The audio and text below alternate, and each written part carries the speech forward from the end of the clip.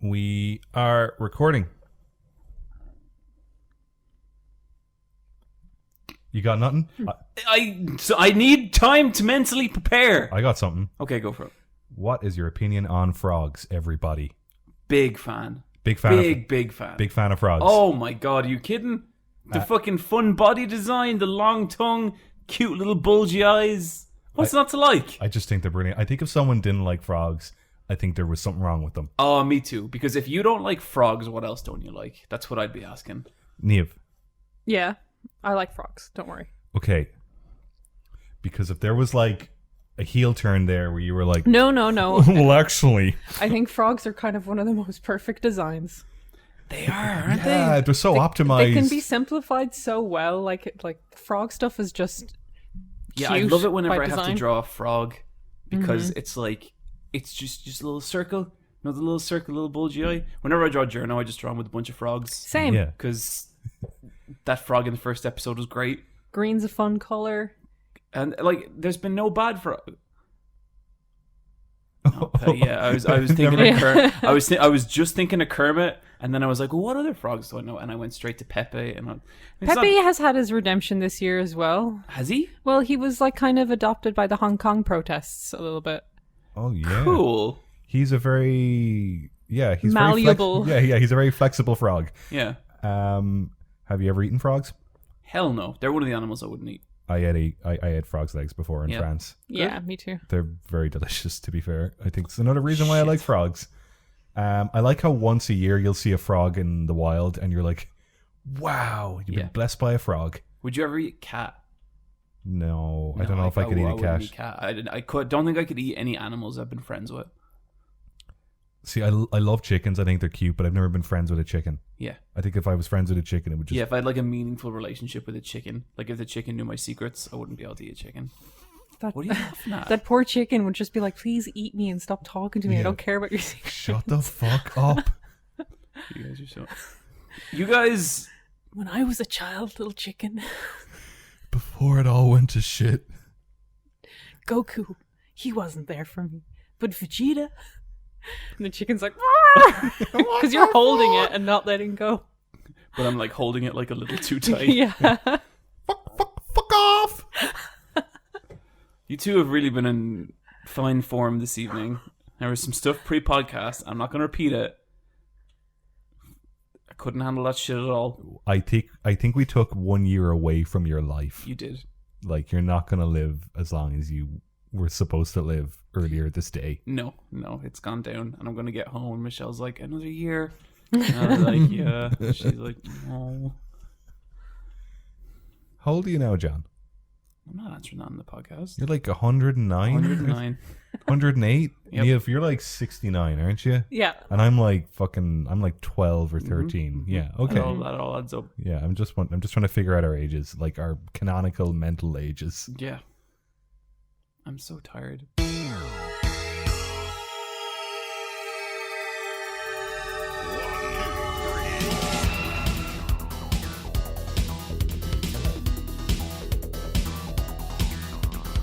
Welcome to the Let's Fight a Boss video game podcast.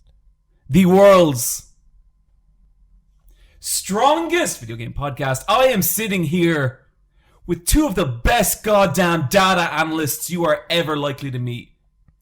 To my left, the master of code, the tracker of numbers, the inventor of information. It's Bryan. My sample sizes are off the fucking charts. And to my right, the dark algorithm herself. It's Niamh. You're not gonna make money. Oh dear. And with you, host. Oh my god, I fucked that up. I said with you, host. With you always, I am your host. Frog. Germ. Uh-huh. No, go on. Once more. With you always, I am your host. Frog. Frog doesn't even begin with J. Niamh, I'm out of sounds. Okay, I'm out of J sounds. I can't. It's got 4 letters and it's got the same vowel. It's frog. Okay, frog is fine. Frog is very cute though. Okay. Well, Excuse me? I'm cute. I'm fine. Yeah, okay. I'm way cuter. It's true. You're like, you're like handsome. But you don't want, that. You said that with such disdain. Yeah, but like serial killers are handsome. Man, if I had a penny for every time someone told me I look like a serial killer. You'd have like €2. Yeah. Wow. But that's like 200 people, so it's a lot. That's a small fortune. Yeah, totally. But yeah, I don't know what it is, but I think some people think I have a kind of murdery face. You do wear a hat that says kill on it. So when you're talking directly to you. Okay, I've explained this before. I wear the kill hat because I think it's hilarious. Because of course I never actually kill anyone. But I understand that if you don't know me, the joke might be lost on you somewhat. Which is why I wear that hat with less frequency. Okay. What are you going to say, Brian? No, just you have a threatening aura. Yeah, I've been told that as well. Like, you know how John will be like, can I talk to you outside? You guys are so bad about that. Like, I don't do that. John will be like, I maybe did that once ever, and it's just turned into this massive thing. You'll be like, can I talk to you outside? Whenever I'm... And you get a pit in your stomach, and you're like, here it is. Yeah, I've thought I've been fired from this podcast like 4 times. Niamh, I don't own this podcast. I know, it was really confusing. I was like, what's happening? And what happened instead? We had a lovely time. We had a nice time. But why does it have to be so, like, sinister? I try and not make it sinister. The last time I sent you a message, Niamh, about wanting to hang out, I worked on that message for like 2 days. It was less sinister. Because you guys are such little babies. Like, oh, John, we don't know. Like, it could be today is the day you finally fucking snap. yeah. No, like, I'm not saying that day won't come, but I'm saying I sure as shit won't tell you about it. Okay, well, yeah. Brian, are you wearing a t-shirt that just says frog on it? Is this why it came up? Yeah, I like frogs, okay? Yeah, it's a great t-shirt. Yeah, it's a great shirt. I'm only noticing it now. It's just strapped into this motherfucker.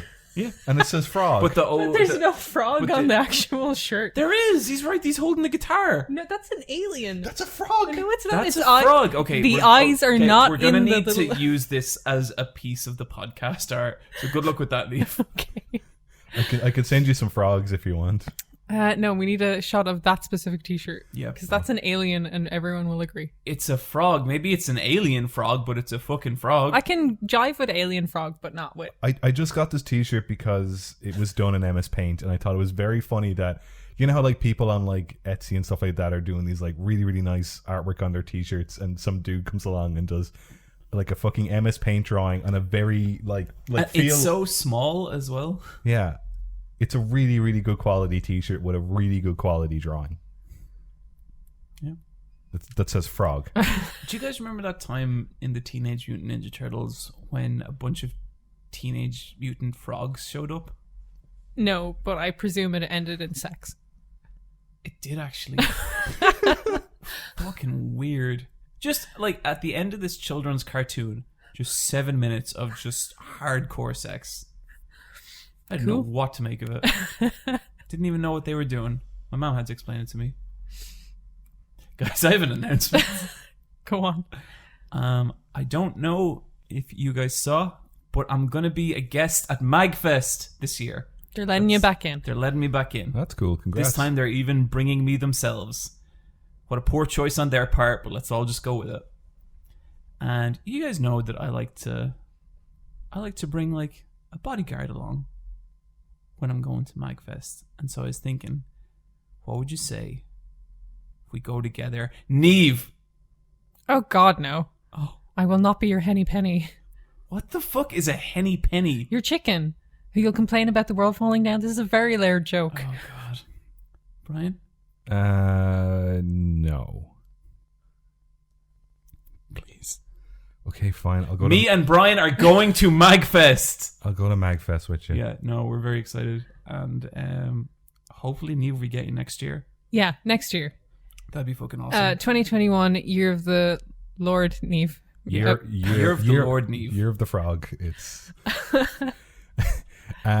if you have any Let's Fight a Boss questions, I will answer them on behalf of Niamh and John. Do not ask John anything about Let's Fight a Boss at MagFest. I don't know if I've ever done a panel and not got asked Let's Fight a Boss questions. Well, I'll go up and answer them, and I'll have some pre-recorded messages or answers from Niamh. Yeah. That may or may not be within the context of the question.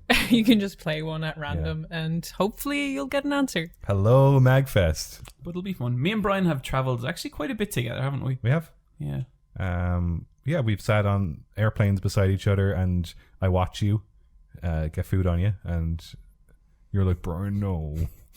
Whenever I take the photo. Oh, I hate it when you do that. And when we share a hotel room, it's like the odd couple. Like, I'm like the tidy one, and you're like the fucking disgusting slob. That's not true. God, I eat cheese in bed that one time. That's disgusting. Why would you eat cheese in bed? Yeah. Because it was delicious cheese for a dear friend. Also, I think cheese in bed is meant to like just give people nightmares. Yeah, it's supposed to give you like fart terrors. That's why It's like you're... I welcome the nightmares. And maybe I'll make you a bath again. Yeah, that was appreciated. I make a good bath. None other of my bodyguards have ever made me a bath. I'll make you a mean bath, John. If Rebecca comes on holidays with me again, Niamh, could you just mention to her that it is nice? That you do enjoy a bath. Yeah. Okay. But like not in a weird way. Like, Okay, don't make it I'll weird. make it not weird. Yeah.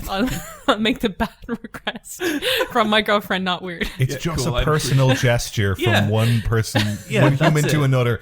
It's just something that the human body dips themselves into. Yeah. I played Red Dead 2. I know how baths work. Yeah. The simulated bath experience you've always wanted. Niamh, you've watched The Dark Materials. I have. This is a BBC HBO adaptation of Philip Pullman's book series. Yeah. What did I say wrong? I think it's Harry Potter.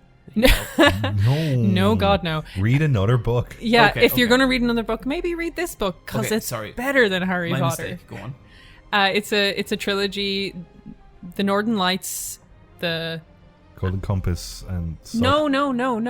The Northern Lights, The the subtle Half-Blood Prince. the subtle knife, and the amber spyglass in some order.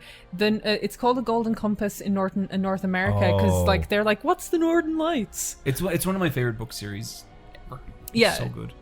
So like the movie with Nicole Kidman and James Bond face. Daniel Craig. Yeah, Daniel Radcliffe. Daniel Radcliffe. Danny Craig. Radbones himself. Daniel Radbones. That's what I call him. I know. I I'm remember. friends with and him. it was really good. Well, that's called the Golden Compass because it's American. So this is called His Dark Materials after the name of the trilogy, and it stars Daphne Keane, who you might remember from Logan. She was Lyra in Logan she was Laura in Logan, and she is now Lyra in His Dark Materials.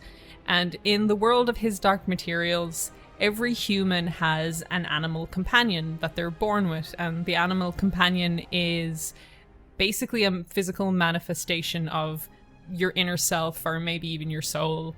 Like it's that concept. And as you are a child, Jesus Christ. John, Get it together. Sorry, I don't know what happened there. I mentioned the concept of a soul. I just felt a deep emptiness there for a moment. It's like, what is this? There you go, everyone. John confirmed to not have a soul. Dark Well, Prince, no soul. Revelations are coming hard and fast this episode. Kids have like their demon is always in flux, and then it kind of settles, and you kind of have your animal companion for life. And it's a really great series, and it's a really great book series that was one of the first things I'd ever read and ever experienced media-wise that kind of was critical of organized religion. And that tone obviously is very, very present in the His Dark Materials adaptation. Like the church in it looks like super fashy in a way, like very concrete. It does. It's like it's very A very cold and logical environment. yeah. It looks good. Like I think for a TV series that by its nature that is going to have a lot of CG because of the animals, it looks pretty good. There's some animals that don't look as good as others. Like I think birds kind of look a little fucky, but generally, Halo and stuff looks just kind of fucky. yeah. Like I think maybe he was a real bird, and they kind of explain in the TV adaptation as well that some daemons are like a little shy. So maybe their daemon you wouldn't see them, and that's a kind of good explanation to not have loads of CG animals running all around the place. The character of Miss Coulter in it is brilliant. I think this is the best version of her so far. There's a scene in it where she slaps her demon, which is a golden monkey, and it was so visceral. I was That just bit like, was oh so shit, upsetting, yeah. because the monkey is her soul and she's just hitting it, but the demons also have their own like personhood. Like they're not just a manifestation, they have their own intelligence and their own personality. But it is also, it was an interesting moment. I'm really enjoying it, and I'm looking forward to seeing where it goes. It's 8 episodes long this season, and it's been renewed for a second season for another 8 episodes. And yeah, it's the adaptation I think this book needed, because that movie was terrible. Yeah, it was. It's not a very good film. Mm-hmm. Remember there's some pretty raw shit that happens at the end of that first book. Yeah. Oh, and yeah. like the whole film was such a kid's movie, and I hated that. And I was like, but we're gonna get to the fucking end, then we're gonna see what's up. And then we get to the end, and it's basically a very bad thing is meant to happen to one of the characters. And I was like, you're about to get it now, you little fuck. And then they like got on a blimp and just flew away, and the credits rolled, and I was like, no! It's like, it is a really dark series. Like, there's a whole pile of dark twists and turns where you're like, oh shit. Like, yeah, and I didn't read it as like a young kid. I read it as like a teenager, and even then there was some stuff where I was like, oh, I don't feel good. Have you been watching it, Bryan? Yeah, I'm 3 episodes in. There's 4 of them out, isn't there? Yeah. Have you watched all 4? Yeah. The first 3 definitely set up the beginning of the first few chapters of the book. Chapter 4 or episode 4 seems to be they're getting on the airship and they're actually going to a new location. Is it Lin-Manuel Miranda's the guy? What? What did you say to me? What, Bryan? What the fuck are you talking about? He's a Broadway actor. Is he in this? Yeah. Sure. Or maybe Yeah, he was right. in a preview. I saw him in a preview and I was like, oh, that's cool. The polar bears are going to show up soon.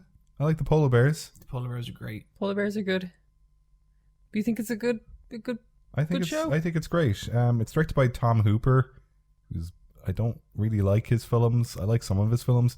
He's making Cats. Well, he's going to turn it around with that one. Yeah. Yeah. So like his whole thing is he films in very large rooms with one person and the camera swings around a lot. There's a lot of handheld, like it looks like a skate video but set in like Victorian I watched England. the first episode and I was like, what is going on with the handheld stuff? That's he shoots stuff real funny. Yeah. But no, like I'm down for it. I watch it once a week and I have a nice time. Cool. Guys, I watched the 13th season of It's Always Sunny in Philadelphia. Wow. Yep. I can't 13. believe there's 13 seasons of this. I was a little worried going into this season because aside from like an absolutely like amazing conclusion to the 12th season, I thought that season was really weak. I thought a lot of the writing felt really kind of half-baked, and I thought it had like just some of the weakest episodes of Always Sunny in general. This was such a return to form. Like, I really, really enjoyed a lot of the episodes. And even the episodes I didn't love, I appreciated that they were really trying something. Like, they have one episode, and it's a noir episode about Charlie. And, you know, it's not the one with the most laughs or anything, but it's actually quite beautifully shot. And, like, you know, they've treated the footage really well, so it looks very convincingly noir. And I really liked stuff like that. But my favorite episode of the whole thing is actually like, and there is some really funny episodes, but the last episode is about they're all playing laser tag, and it's as they're playing it, they're like the best team, but then they're starting to see this other guy called Big Mo like come up the rankings. It's a really weird episode because it's called Waiting for Big Mo, as in like waiting for Godot. But it's also using the soundtrack of The Shining. Okay. I still have no idea why. But what happens is it's like Dennis trying to get them all to stay in the base and play this one very specific way that's not fun to play, but it'll mean they'll win. And it's them coming to the realization that they don't want to play this way anymore. They want to do new and weird stuff. And after a while, you start to realize that this is an episode about making Always Sunny, because it's been 13 seasons. And it's really oddly heartfelt and sad, and I just thought it was a great piece of television. And considering how strong season 12 ended, like it didn't maybe have as much of an impact as that, because like with the end of season 12, I felt like Always Sunny is 12 seasons of just fucking the most miserable people on earth, and then the 12th episode of that is this real, just raw, beautiful expression of honesty, and it hits so hard because of that. It's like the most contrasting thing in that show. And like, it didn't hit me as hard as that, but it was a really good look at, I guess, what kind of mindset the creators are in, you know? Yeah. And in a way that wasn't like meta or like gimmicky, that just felt kind of honest and good.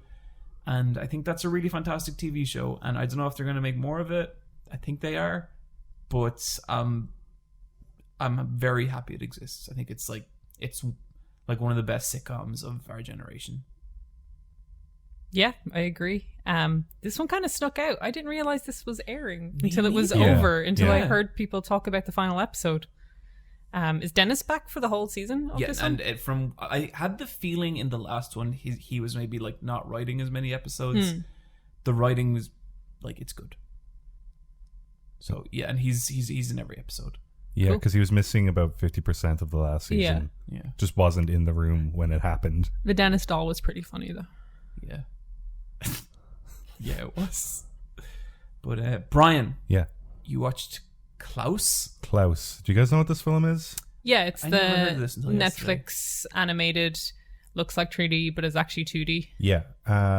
Christmas movie. This movie's been years of development, and I remember seeing like tests of it like back in 2016, and I was like, what? Wow, look at this. It's definitely for animators, made by animators, for animators. It's very cool that it's on Netflix and it got a wide release like that. I think it's doing well. I think this is a good time of the year to get a Christmas movie out. Good weekend, previous weekend to get it out, because they released it like a couple of days ahead of Frozen 2. And it was a nice surprise. I actually really liked it. It feels like a 90s Disney movie. And the main director, Sergio Pablos, he worked on Hunchback of Notre Dame and Hercules, those kind of movies, and it definitely has that kind of vibe to it. It feels a bit like Emperor's New Groove as well. Like the voice cast is like, the main guy is Jason Schwartzman, but he's doing his best David Spade. So like he sounds like Cusco from Emperor's New Groove. And then J.K. Simmons, I think, voices Santa Claus in it, which is really, really, really good casting. And it's just about like a fictional town up north that are at war with each other. It's basically Romeo and Juliet, where it's just a grey town with like two rival families that are split down the middle. And a postman shows up and he has to deliver 6,000 letters in this town. And he ends up making friends with this weird old man who lives out in the middle of nowhere called Klaus, who is a toy maker. And it's how Santa became to be. That is like Romeo and Juliet. Exactly the same. Totally. When I saw the preview stuff for this, I was a little bummed at the female character designs, because Klaus and the postman character are so interesting, Yeah. like, and they're such fun animator designs, but the female characters kind of got the... There's a school teacher, a blonde school teacher. Yeah. She's voiced by Rashida Jones. She's fine in it. She has the animator woman design. Yep. And that Love was, that design. It's like, it's just kind of a little like disappointing in a movie where all the other designs are pushed so hard and so nice. There's an old lady voiced by Joan Cusack. She's pretty good. This film's 2D. Yeah. Yeah. Fuck. Yeah. It looks insane and it moves insane. It looks great, and Is it funny? yeah, there's some good jokes in there. Like, what's the hook? You really think this is for mostly animators? Oh yeah, no, it's for animators. Okay. It's for people who like animation. I know a couple of animators who worked on it. They weren't paid very well. Man. And the studio is called SPA Studios, which stands for Sergio Pablos Animation Studios. Oh. So that kind of tells you a lot about like where the passion came from. I like it's better than I thought it'd be. I thought I'd be like, oh my god, this is gonna be so obnoxious, and like it wasn't as obnoxious as I thought it would be, and I thought it was decent. Cool. And it's one of the better animated movies I've seen in the past week. I saw Frozen 2 as well, and I didn't get much out of that. Why don't you give us a little rundown of Frozen 2? It's underwhelming. It's got the characters, they're reintroduced. There's some stakes. They're okay, I guess.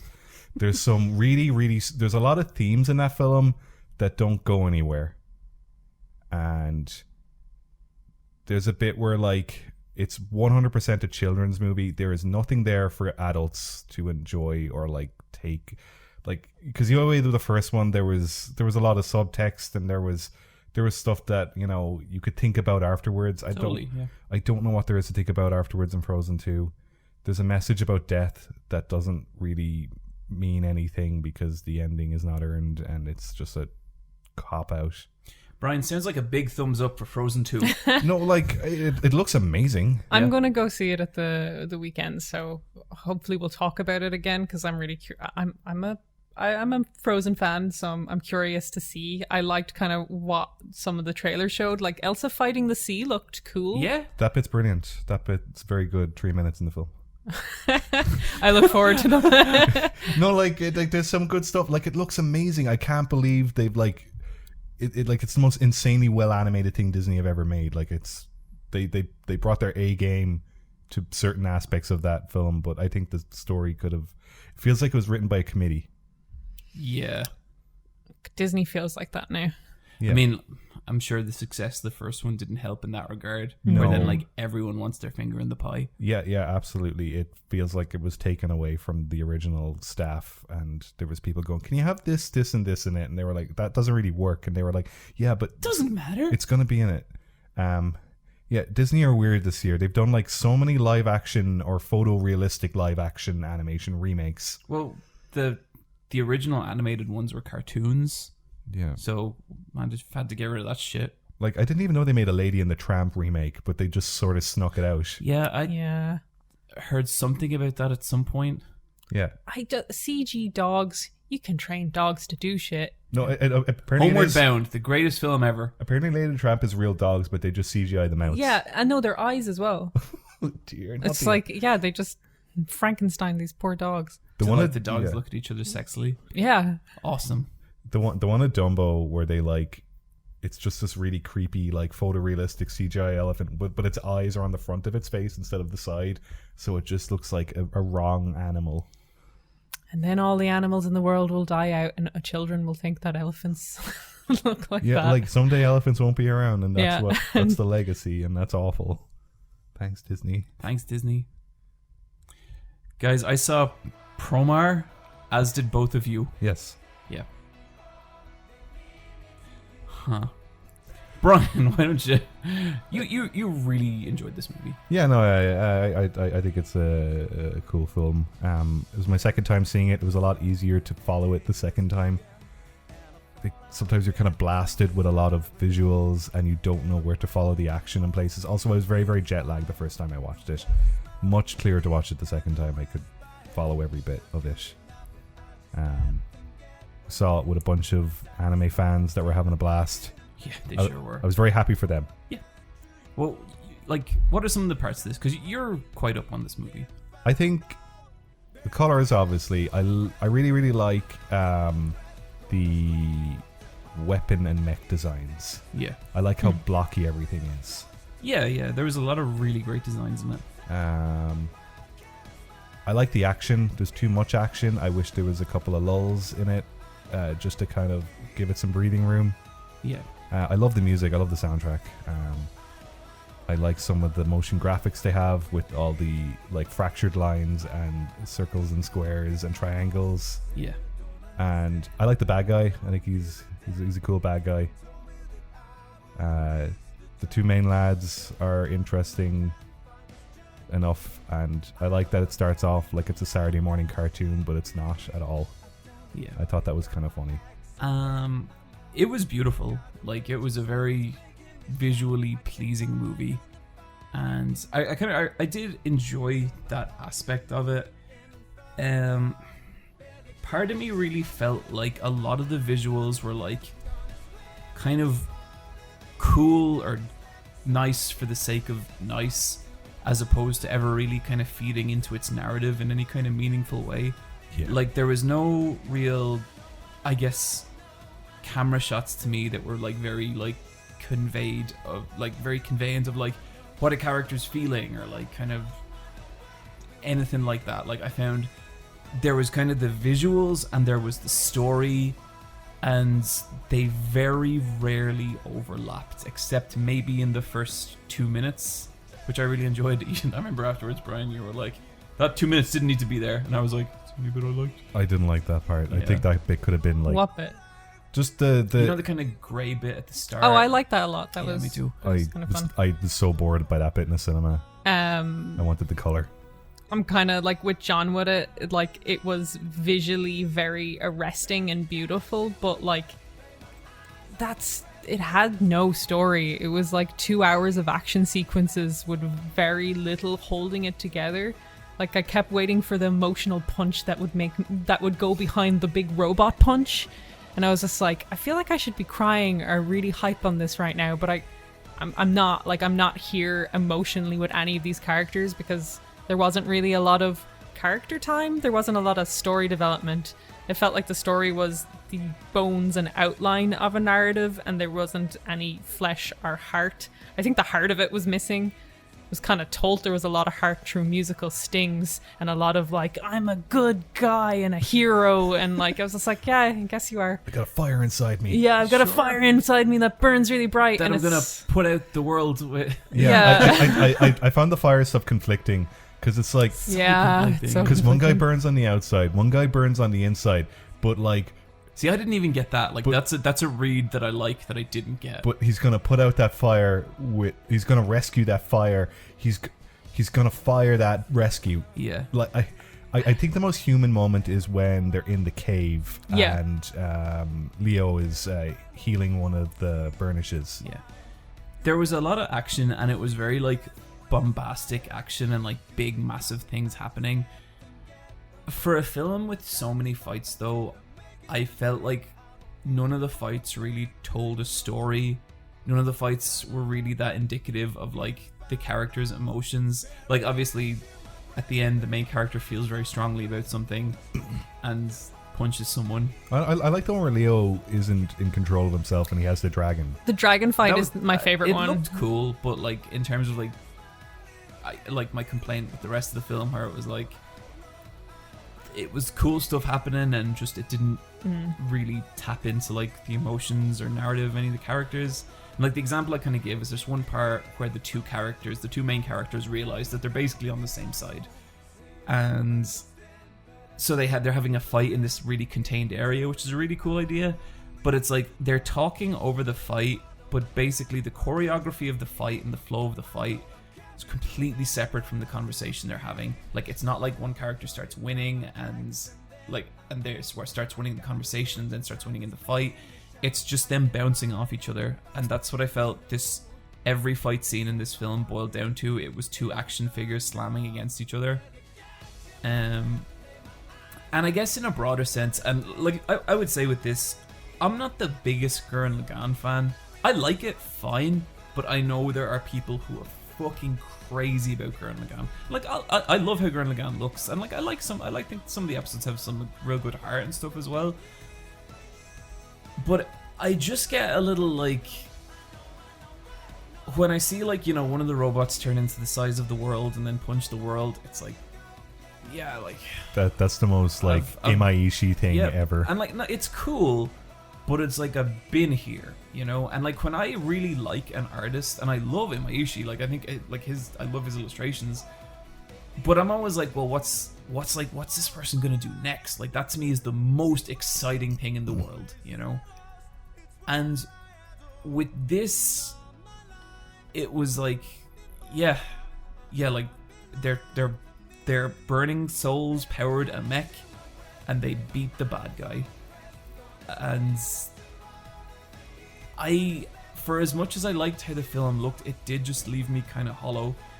I know everyone fucking loves this movie, and I feel like whenever I don't like something everyone likes, I inevitably get a lot of people being like, oh, you're being contrary, or you don't like this. Trust me, I would love to have liked this movie, because this is another one of those things I'm going to have to toss on the pile, that whenever I'm doing a panel or something like that, and someone's like, how much do you love My Hero Academia? Or like, what's your favorite ship from My Hero Academia? And I'm like, oh, I don't fucking know. This is going to be that for me. And I wish I liked it, you know, because like I love Kill la Kill. Like I really, really do. For all like the problems that show has, I love it so much. Is Kill la Kill your favorite, like, Imaishi trigger thing? By far. I think mine is still Dead Leaves. Oh, fuck, Dead Leaves is so good. Yeah, and that thing's 15 years old now. I think I need to go back and watch Dead Leaves again before I could kind of decide. Dead Leaves is fucking It's hot. amazing, yeah. So like, it's really, like, I just watched it in the cinema and I was left so cold by the end. It did not set me ablaze. I wish it did. I'm so happy people like it. And I'm so happy that like Japan produced a feature-length animation that's not based on anything, that isn't like, you know, an adaptation of other material, and that it looks completely unlike anything else. I think that's so awesome, and I'm really glad that this happened. But like, if I said that I was like into this movie on a personal level, like, that'd just be a lie, you know. And I'm not, and I can't pretend to be either. So there we go. Anime Cop. I want to talk about it a little bit as well. Sorry, John. That's fair. Aesthetically, I thought it was really beautiful. I loved the colors of it. I thought it looked great in that regard. And I think if you're someone who likes real strong visual design, then you should go see this. There's like so many moments, like there's like pink squares traveling up the screen on black, and then it's like a down shot of a city with like pink squares on the rooftops. And I loved all the city shots. This really nice white against blue. I think if you're into boarding and you're a board artist, you'll probably love this. There's a lot of cool shots and cool camera moves. I wasn't expecting it to be as 3D. I thought it was like a fully 2D film. So there's a lot of camera rotations. Yeah, it's like there's a lot of 3D. Even the like effects in it, a lot of them are 3D. Another thing I liked that I thought was thematically interesting, how much thought they put into this little aspect, where I kind of thought the story was kind of just not present. Like, it wasn't shallow, it just, I didn't feel like it was there. Is there's a moment when they're fighting and they're like, they question if there's anyone in the building, and the bad guy goes, no, don't worry, everyone's underground. And it's just like, it took 2 lines to establish that no one's in the city and it's safe to destroy it. And that makes total sense, because the main character is a firefighter who only wants to save people, and the other guy, Leo the Burnish, says they never hurt people unless they had to. So they establish that these 2 characters will never hurt people, and then they just throw out a line or 2 there just to kind of remind you that no one's getting hurt apart from the bad guy. And like, that's more than a Marvel movie will do, you know. Just throw out, it just has to be a line and it's fine, and there you go. It's just like, fine, destroy the city now, no one's hurt. I like that a lot. I thought it was just a little touch that kind of was in keeping with their characters. Soundtrack's great. Yeah, I liked I love the music. The motivations for the bad guys. The bad guy, when he gives his spiel. There wasn't a lot to that character, but I liked that little segment, especially when he was like, this is why you're a fireman. Yeah, the reason why he like encouraged him to be a fireman is so funny and stupid and makes complete sense. It's real good trash bad guy. Yeah. Just a lot of people say this is a gay movie. It is absolutely not. There is no canonically gay stuff in this film at all. To be honest, the interactions with the 2 main characters are surprisingly less than I thought there was going to be. I thought they'd have more back and forth, more bickering. I mean, they gave people that one shot. Yeah, but And like then early on, immediately, yeah. Yeah. But earlier on, like, they had done that exact same shot with like a boy and a girl as well. So, you know, the only thing special about it was two boys that you don't usually see in anime. But I just think there's a lot of hype about this being canonically gay. And I mean, subtextually not even there, but you can headcanon it if you want, for sure. But it's just like, I don't think it's true to say it is. Yeah. And if you do want a gay anime movie, Liz and the Bluebird is very, very good and has a lot of, just canon gayness in it. And yeah, that was just a thing I wanted to add, because Twitter loves to lie to you about that shit. I do think with that shot, that was for people who enjoy like yaoi and shit. Like, it wasn't for gay people. Yeah. I know. Fucking sucks, That distinction is very rarely met online. Yeah, I know. The female characters in the film. So there's the main girl, Aina, on the motorcycle. There's a scene earlier on in the movie where they're ice skating, and it has this like will they or won't they bit to it. He has zero interest in her. The main guy, what's his name? I can't remember anyone's name in this film. I don't know, fucking Gaston or it's something. Leo's the little blonde hair boy, and I think this is Garo. Garo or Gaio or something like that. Yeah. I think Aina and her sister have one conversation in the movie, and they talk about how great the main character is. Yeah. Also, Trigger could not help being Trigger with some of those girl shots. Gotta bend over in your mech. Yeah, like, I mean, you gotta... Yeah. That's how you ride a mech. There was some stuff like that shot with where it's like they're about to kiss and he drops her. It's like, I've seen that so many times in anime. And then there's another bit where like a girl's on the edge of a building and a SWAT team surround her, and then she jumps off the building. Mm-hmm. But then a helicopter comes and it's like, yeah, that bit happened in Aladdin. And like that's not happened in Final Fantasy X. Yeah, that's not like just this film's problem, but like I hate it when you're like, oh, there's that bit from every film. Mm-hmm. But yeah. And I think even those bits can work if you kind of feel the emotion behind it. But once you saw her there, you're like, she's going to jump now. Like, there was nothing behind it a lot of the time. And then, like, the shot holds for like a second. You're like, oh, she's on some kind of air device. But yeah, like, I mean, a lot of people in the cinema seem to love it. And like, I get why people like this. This is like, if it gets you with its like, kind of bombastic, balls to the wall, I am a man with emotion shit. Yeah, I could see this being a good time. Did you know the two main guys were going to kiss? I didn't know that at all. Or the kiss of life. When the first kiss happened, I was like, I bet this is going to Yeah, and later. When they established that he's a firefighter with medical training. Oh, yeah. See, like, I didn't know that was going to happen. Second kiss, I think, would have been a bit better if he wasn't like, gross. Yeah. Yeah. I like the one where he, like, yeah, because he looks up at him for a sec and he's like, but it's more like, got you, bud. But it's also the whole themes of like maybe the Burnish maybe being this kind of stand-in for a minority group. Like at the start, it was kind of like, oh, this is like X-Men or something like that. It's people on the fringes. The further the film went on, the more they stamped that out. They totally stamped it out. And then at the end, they completely stamp it out. And it's not about that at all. Yeah, the Burnish has now been cured at the end of the it's just like, thank you. It's just like, and it's like, not only have they been cured, Leo, now you can get a job and you can be part of society again. It's just like, cool. So, I don't know if there was any themes there, they really didn't follow through with them at all. You're going to love Frozen 2, Niamh. Yay. Oh, strategy talk.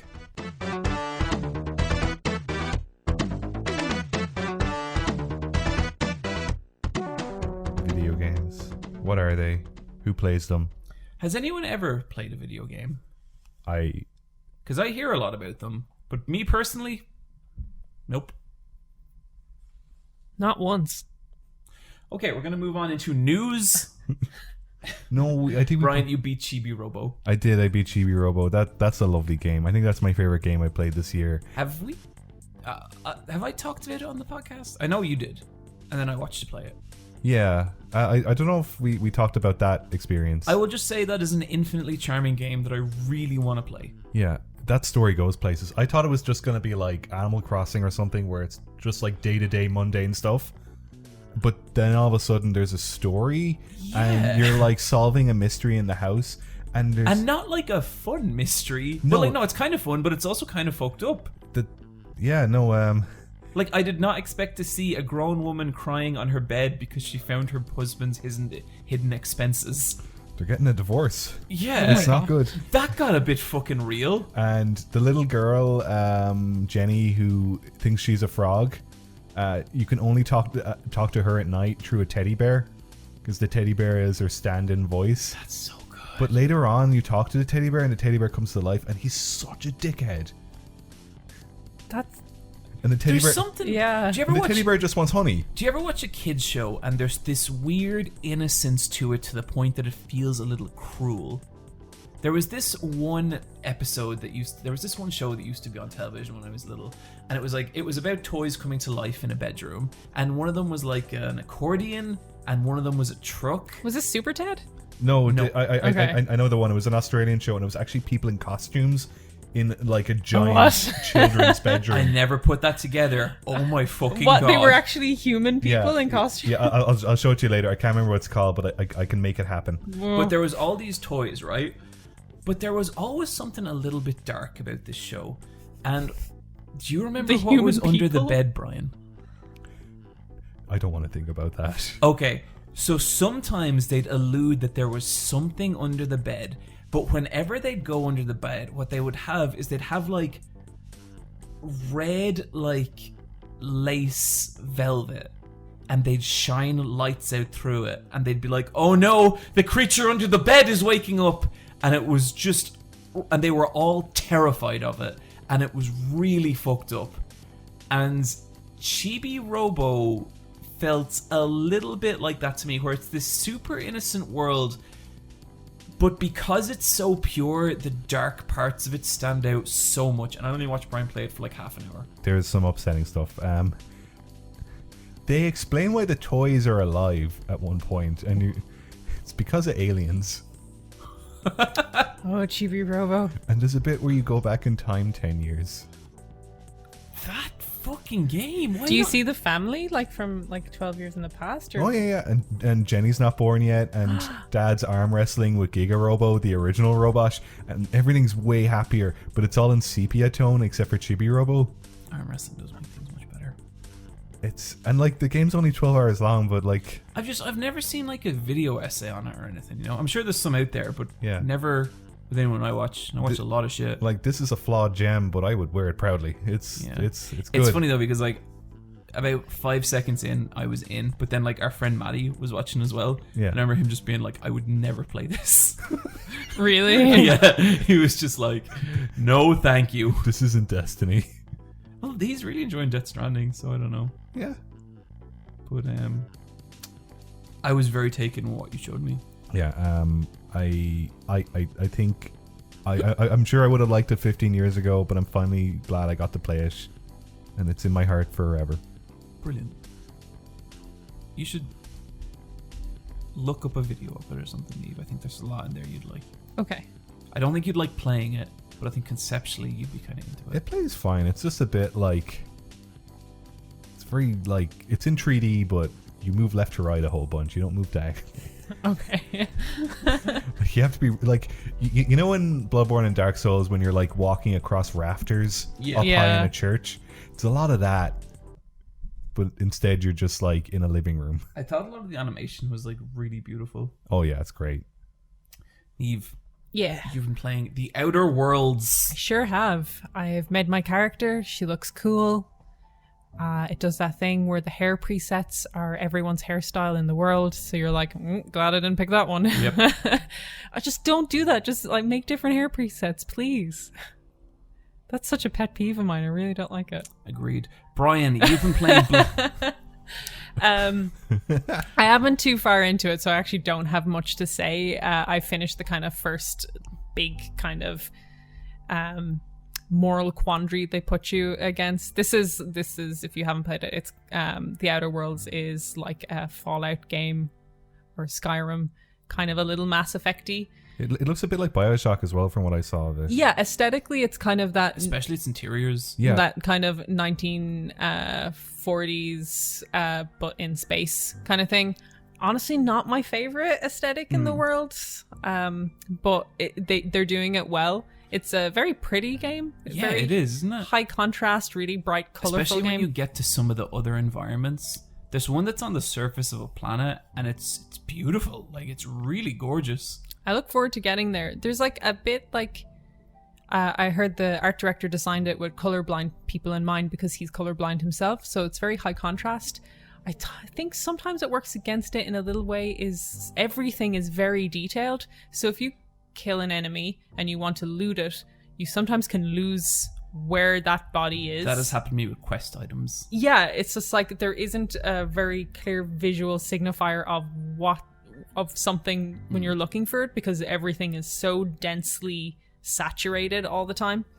The kind of problem I have with it so far, and hopefully this will change, is the character I kind of spec'd at the start has very high conversation, so very high persuade, charm, lie, and very high sneak. So my thought process with this game and how I kind of usually play these games is that I would try and talk my way out of as much combat as possible and kind of use like a golden tongue character. And for the most part, I can do that. I can access different conversation trees that I would not normally not get. But in the world, there's these enemy types called marauders. And from the moment you land and you get out of your ship to in between every mission, you basically have to fight and kill them. Yeah. I think going into the game, I was sort of expecting... I guess from what I had heard, like, man, if I never want to pick up a gun, can I just not shoot a gun? Because, like, I had heard a lot about, like, how kind of flexible systems were and stuff. It's really not that game. No, it really isn't. And you're going to shoot people. Yeah, and I kind of figured that out pretty quickly. But then I was kind of like, damn, I wouldn't have pumped everything into stealth, because all stealth really gets you is the jump on someone to hit them harder and get a crit. So there is actually stats that feed back into your weapons. Like, if your charisma is high, you have a really high chance of stunning enemies. I think the idea is that, like, you say something intimidating to them as you're shooting them and they start cowering. So that is actually going to have positive effects on your combat. Yeah, but I would like, this game is so, like, it's kind of like, it's anti-capitalist, or at least it's kind of trying to kind of present this kind of nuanced questions about, like, different situations. Like you explained a few episodes ago about the tuna cannery situation, where you could pick either this little town that's deep in the pocket of this capitalist machine that's like making people rent for their grave sites, their grave plots, or this kind of little up and coming community that has splintered off from this, and you kind of have to make the choice between the two.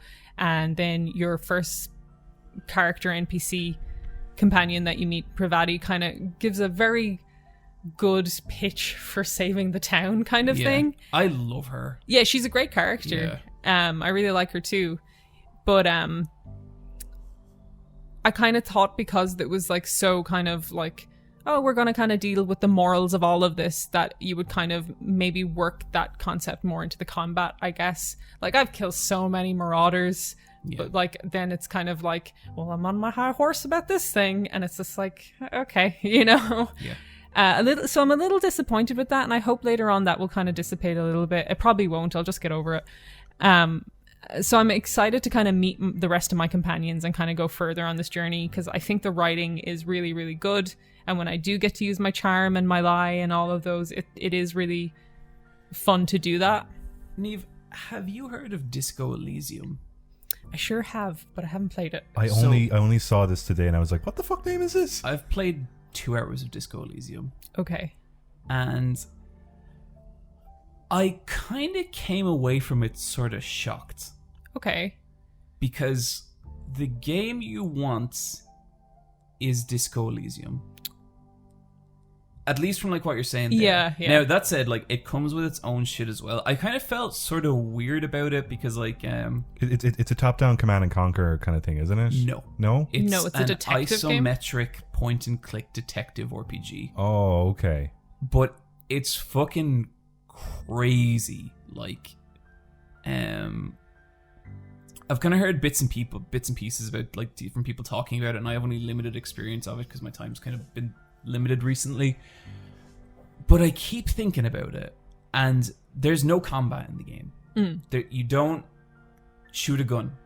Or maybe there's a point where you can click on the option to shoot a gun and the shooting will happen, but you're not aiming at targets. There's nothing like that. It's all conversation. And you basically like pick what kind of character you want to be, and you can pick all these different abilities. And like the one people keep talking about, for example, is like called Inland Empire. And what this does is like, this is basically your aptitude for reading the universe in the same way like York Morgan does in Deadly Premonition or Dale Cooper does in like Twin Peaks. So you'll be looking into your coffee and you'll see a message in the coffee and be like, oh, I should do this, you know? And it's a strange game in a lot of ways. I was actually kind of put off it immediately because in the first kind of 2 hours, like you meet a character and he's kind of throwing around some slurs and like they're blocked out, but they're slurs. I've seen people say that it actually approaches that stuff quite well. And like, I guess the fact that there is like a bigoted character in the game doesn't mean the game itself is bigoted, but it wasn't a great first impression. Do you know what I mean? But maybe something we talk about more in a future episode. Sorry, I didn't mean to interrupt you. I've actually heard a lot about Disco Elysium because of what I'm talking about and kind of using conversation to kind of progress through your game. And I probably will pick it up at some stage. Yeah, there's something to it. Now, it's fucking slow. Like, this is a game where you're a detective, you wake up with amnesia, you have no idea what's happening. You figure it out by slowly walking around town and talking to the different people. And there's something to it, for sure. Cool.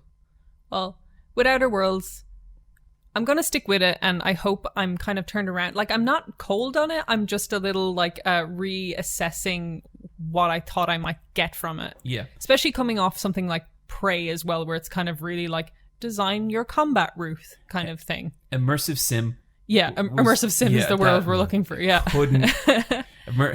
Do you ever see the thing where like immersive sims are basically the games that kill studios because they're so difficult to make and no one buys them even though they're amazing? My God, I am your audience. But like a lot of people like give a lot of Mass Effect kind of parallels with this as well. And I don't know, one of the most charming aspects of Mass Effect is I gotta date the aliens, and like I know there's no romance in the Outer Worlds as well. Again, not a deal breaker, but a little something I wish was there maybe. Maybe I'd be more into the world if I was bone those aliens. If I was in love with an alien. But yeah, she just wants her 8-foot green woman. Who doesn't? Not gonna argue there. Who doesn't? She-Hulk. Wow. Amazing. But yeah, I'm gonna stick with it. I hope the story, like I'm hoping the story is what's going to be the thing that'll grab me, because I'm a little disappointed that the combat is either.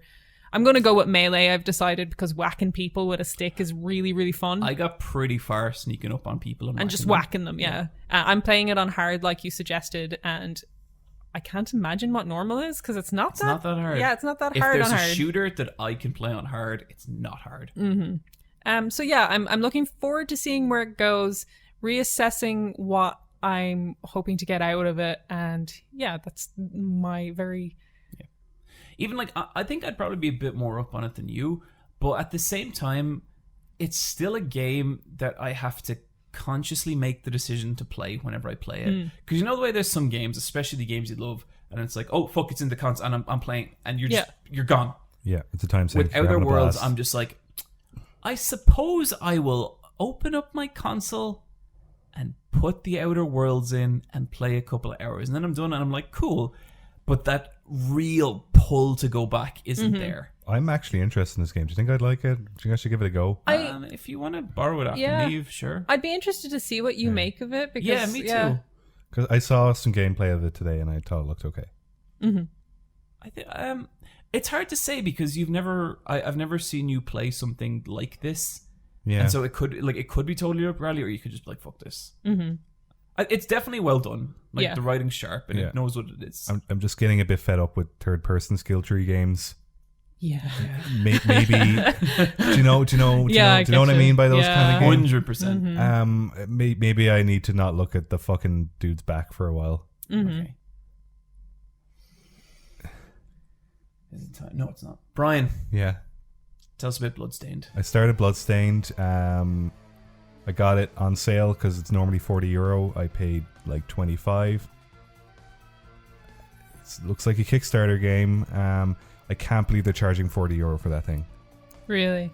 Yeah, like People really like this game. I'm sure. Well, maybe they backed it on Kickstarter and they're saying that. I know. I like it. I don't think it's the best game ever, but No, I wish it was the best game ever. You're how far are you? I'm off the ship. I'm on to the next. I guess this is the main area of the game now. I think it does come into its own a little bit. Okay. Like there is like a personality to that game that's really fun. Okay, because I don't like how it looks. Yeah, no, it doesn't look great. No, and I don't. It looks like a mobile game sometimes. Oh, that is harsh and reasonable. Yeah, because I love the Igavanias on the. Sorry. So sorry, everyone. Okay, fuck it. God damn it. Okay, rewind back to the start of that session. Bryan, you've been playing Bloodstained. How's that going? Bless you, Niamh. Thank you. I really, really like the Game Boy Advance Castlevania games. I love Aria of Sorrow. That's the one with Soma Cruz. Soma Cruz is so fucking cool. He fucking gets it. Yeah, he does. I fucking get it for him. You really like Curse of the Moon as well, which we all played last Curse year. of the Moon's fucking awesome. Okay, this is the horrible part.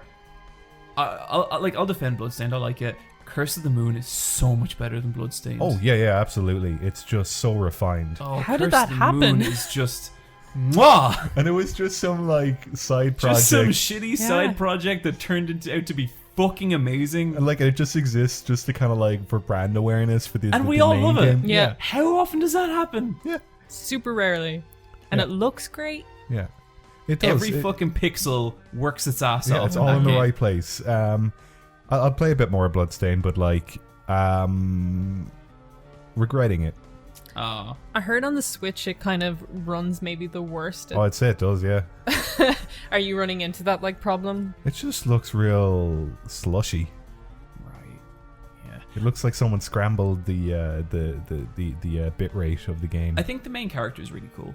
Yeah, she's cool. I think her design's too busy. Yeah, she looks like a Fire Emblem character that needs a third revision. Like they're almost there, but they need Bryan, to. you're saying a lot of things that I'm like, oh, poor Bloodstained, but like, I'm I not. can't disagree. Yeah, you know, no, like I just from the makers of Bloodstained: Curse of the Moon comes Bloodstained. What's this one called? Ritual of the Night. Ritual of the Night. They're, like, what's going on, lads? Lads, come on now.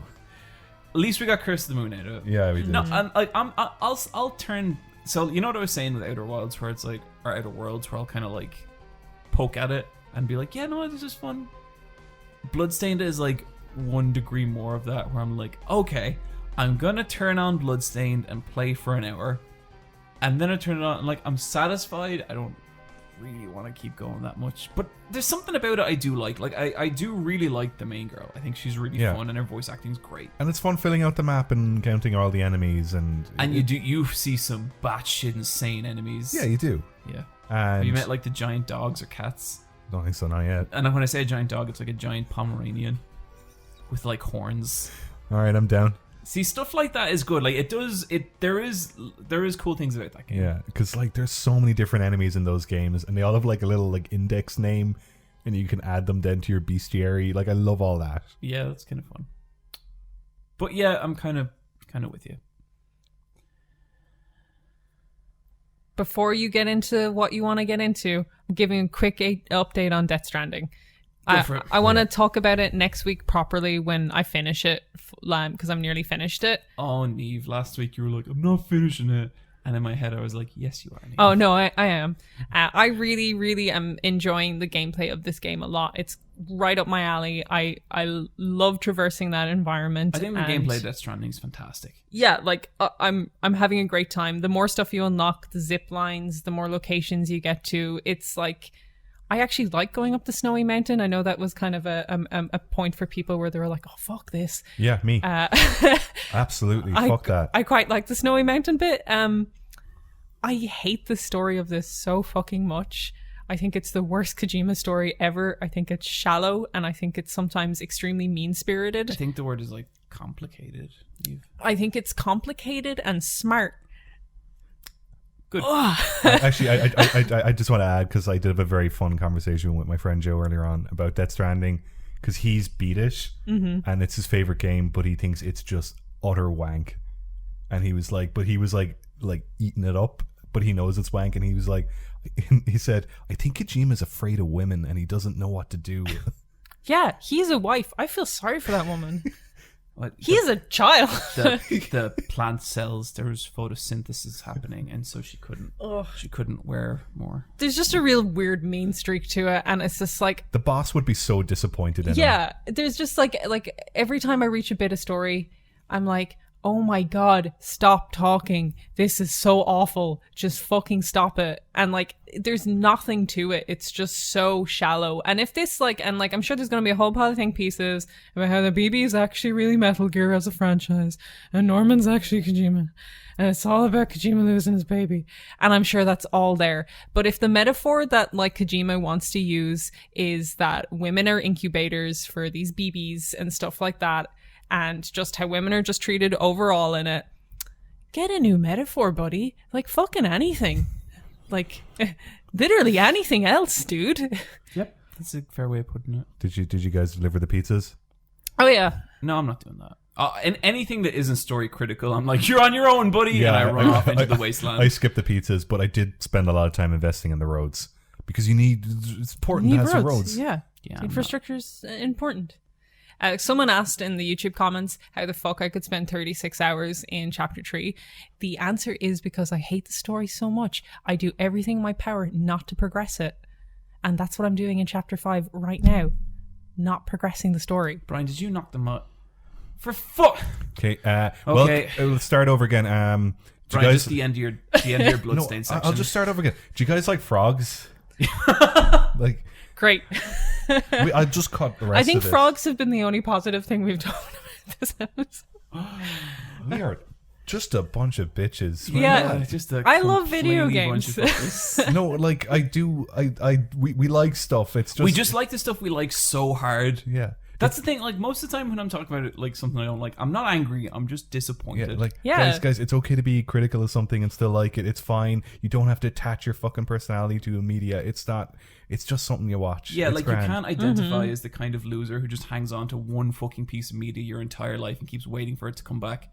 That's just fucking pathetic. Let's talk about Shenmue 3. I think this is a game by a crazy person. Shenmue 3 is genuinely one of the most insane games I've ever played. And its brand of weirdness is so sincere that it's just bizarre. There is some of the most baffling game design decisions I have ever seen in a video game. Here's an example. I've played about 7 or 8 hours of it so far. For the majority of that, you're staying in Shunwa's house, and Shunwa is the lady we've encountered on the Let's Play on the cover of Chocolate Packets. Okay.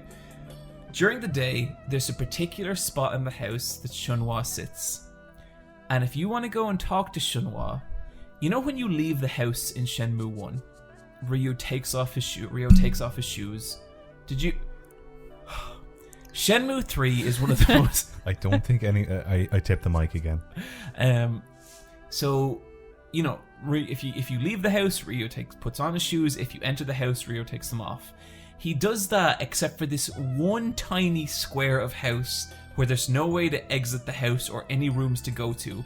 It's literally half of a room. You'll get a little cutscene of Ryo taking off his shoes. Then you go and talk to Shunwa, and then you leave and Ryo puts on his shoes and walks out the door. That is what this entire game is like. It is full of so many just absolutely baffling game design choices. When you leave the house in the morning, you get about 12 feet away from the house and a little cutscene plays of Shunwa being like, Ryo! And Ryo turns around and she waves and she's like, goodbye, Ryo! And he's like, goodbye, I'll be back later. That plays every morning. You can't skip it. I'm happy that Yu Suzuki has learned about valuing player's time. Yeah. Because here's another mechanic. Ryo's health is linked to his stamina. So imagine Shenmue 1. Imagine if our health drained throughout the day. Oh, I would hate that. Yeah, that would not be very good. aggravating, wouldn't it? It'd be very stressful in the latter half of the day, yes. Or what if his health just runs out by lunchtime? Then you're kind of done for the day, I guess. You have to find some food and eat it. Can you store food on you? You can. Okay. But also, its economy is not that forgiving. So, like, food costs money, and there's been some days where I spent my time poorly, and I spent the whole day working to eat food, and then I ate the food at the end of the day and was left at the exact same place I started the next day.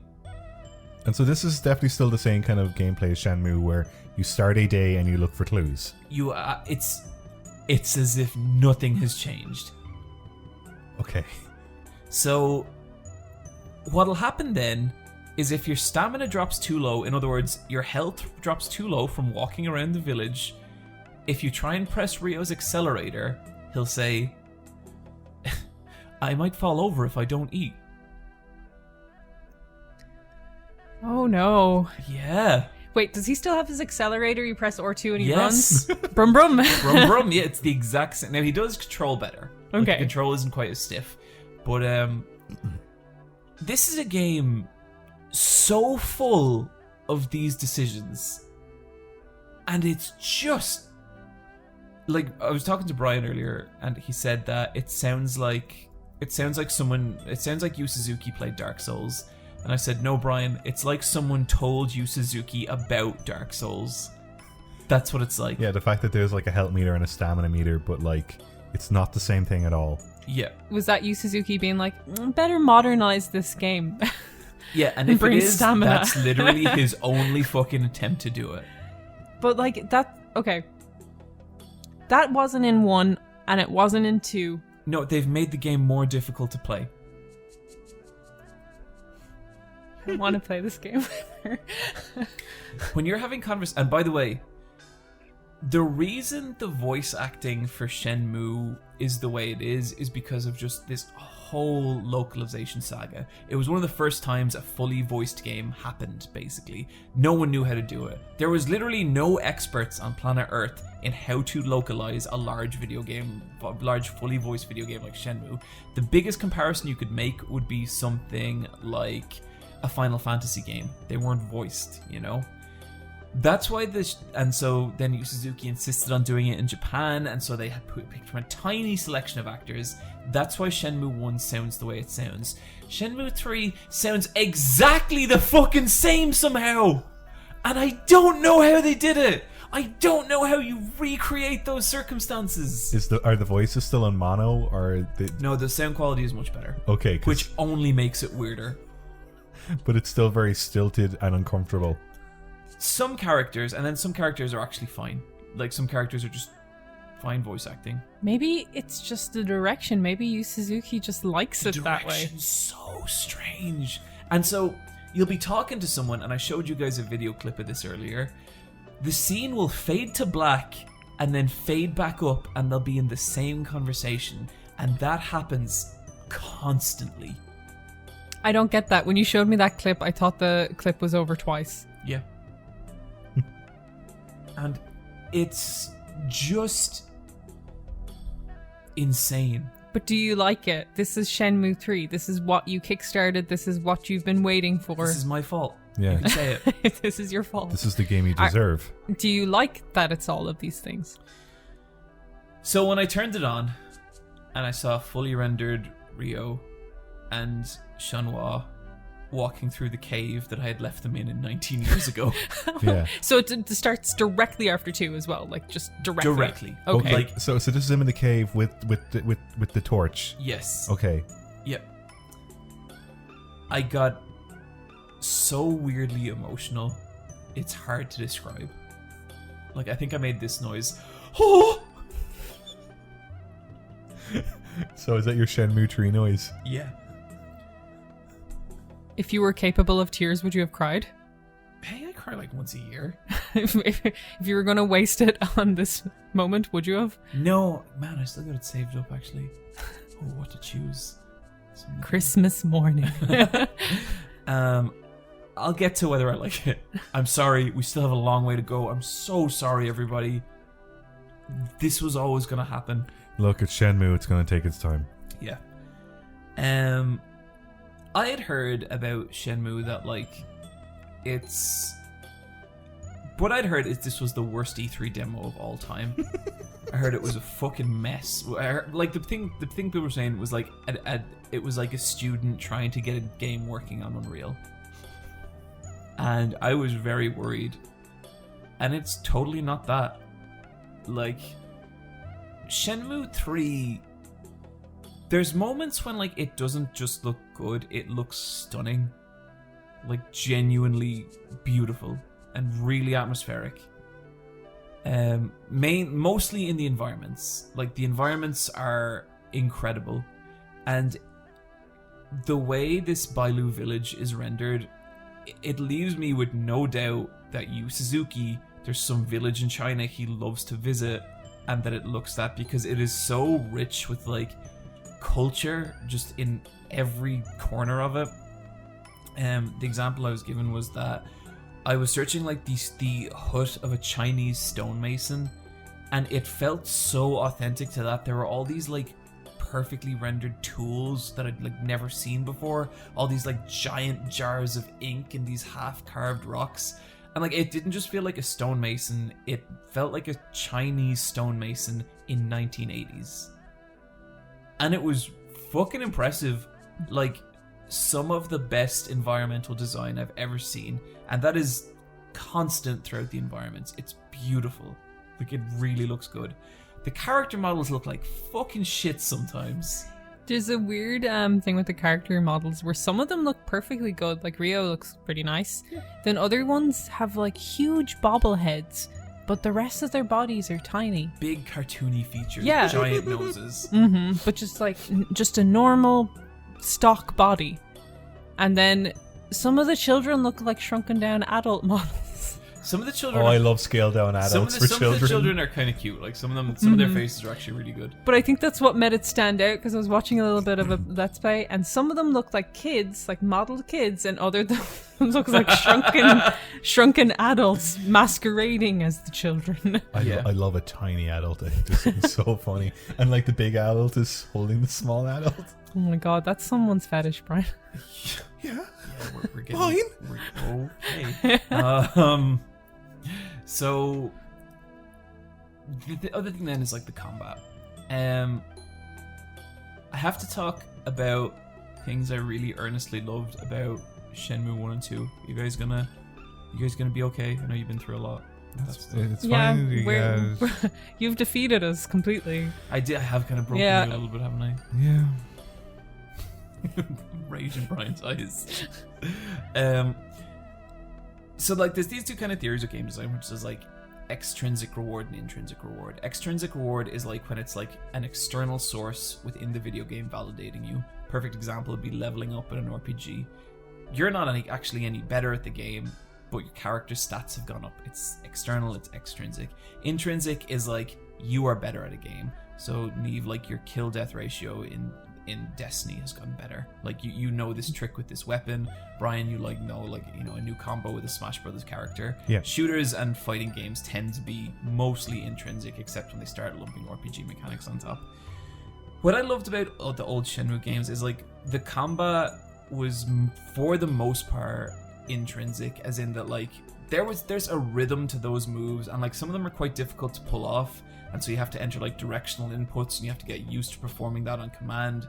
And if you could, it wasn't difficult, but you could get really good at the combat in Shenmue. And one of the things I was kind of crushed with Shenmue 3 is they've changed it from, like, intrinsic reward to kind of extrinsic, where now what happens is you run into roadblocks. So you'll run into an enemy who's too strong for you to beat, and what you have to do is go back to the dojo and level up in order to be able to beat him. Oh, okay. Because it's literally like he'll take a swing at you and he'll take off half your health. Right. So you have to like go train at the dojo. And is there a way where you could feasibly beat them, or are they just designed just in a way you... No, feasibly you actually probably could beat them. You could time the dodges well enough and chip yeah, away. But the controls are also quite imprecise in a lot of ways. And I was actually very worried, and this was going to be something I was going to come down on the game like a lot harder. But I actually spent a couple hours with it today, and the nuances of the combat started to kind of show themselves to me, and it's maybe not quite as different as I thought it was, but it's quite stiff, and oh my god, the tutorial is so fucking bad. This tutorial is one blank... I sent you guys a picture of it, and it's like 3 lines, and one of them is just like... Oh, actually, I'm going to see if I can find it, because I want to read it. It was pretty good.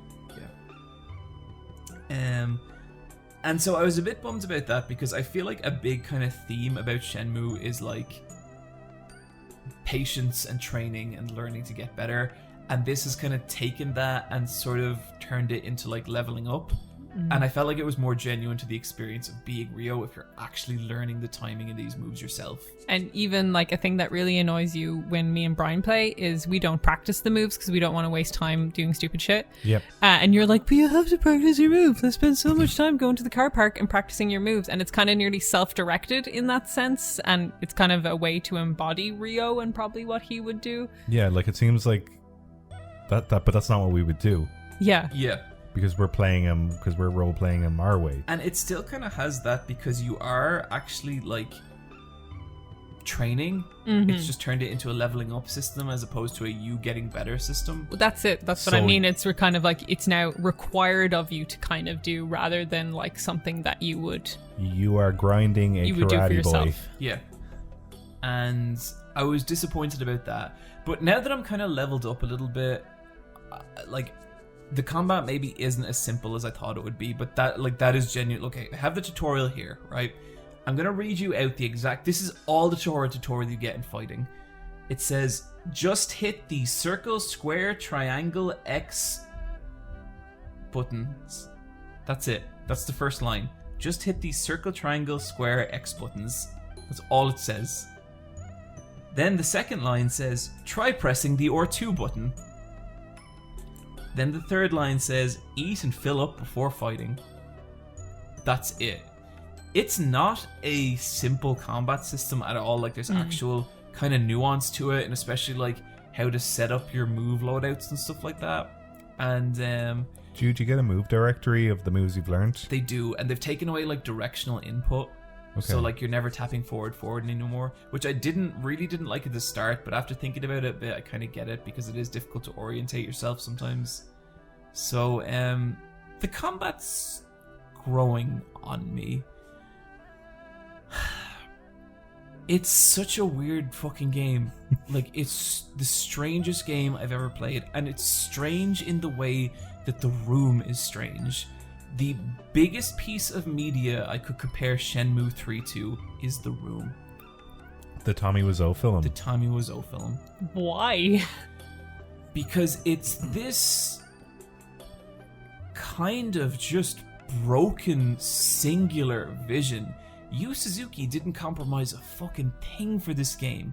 We are playing his dream, and it is the dream of a madman. But like the room, there is this sincerity to it that for all the shit I talk about it, I can't help but be endeared to.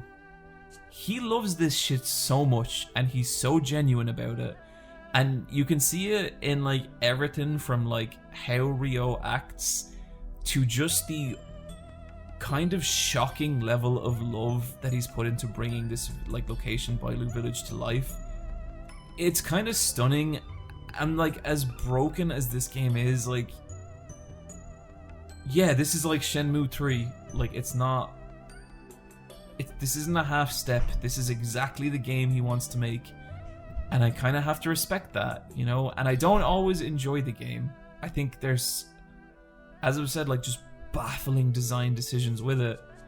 But this is the game he wanted to make, and this is the game that Shenmue fans deserve, because fuck us. I could never recommend this game to someone who doesn't love Shenmue. But if you love Shenmue, yeah, this is Shenmue in every sense of the word.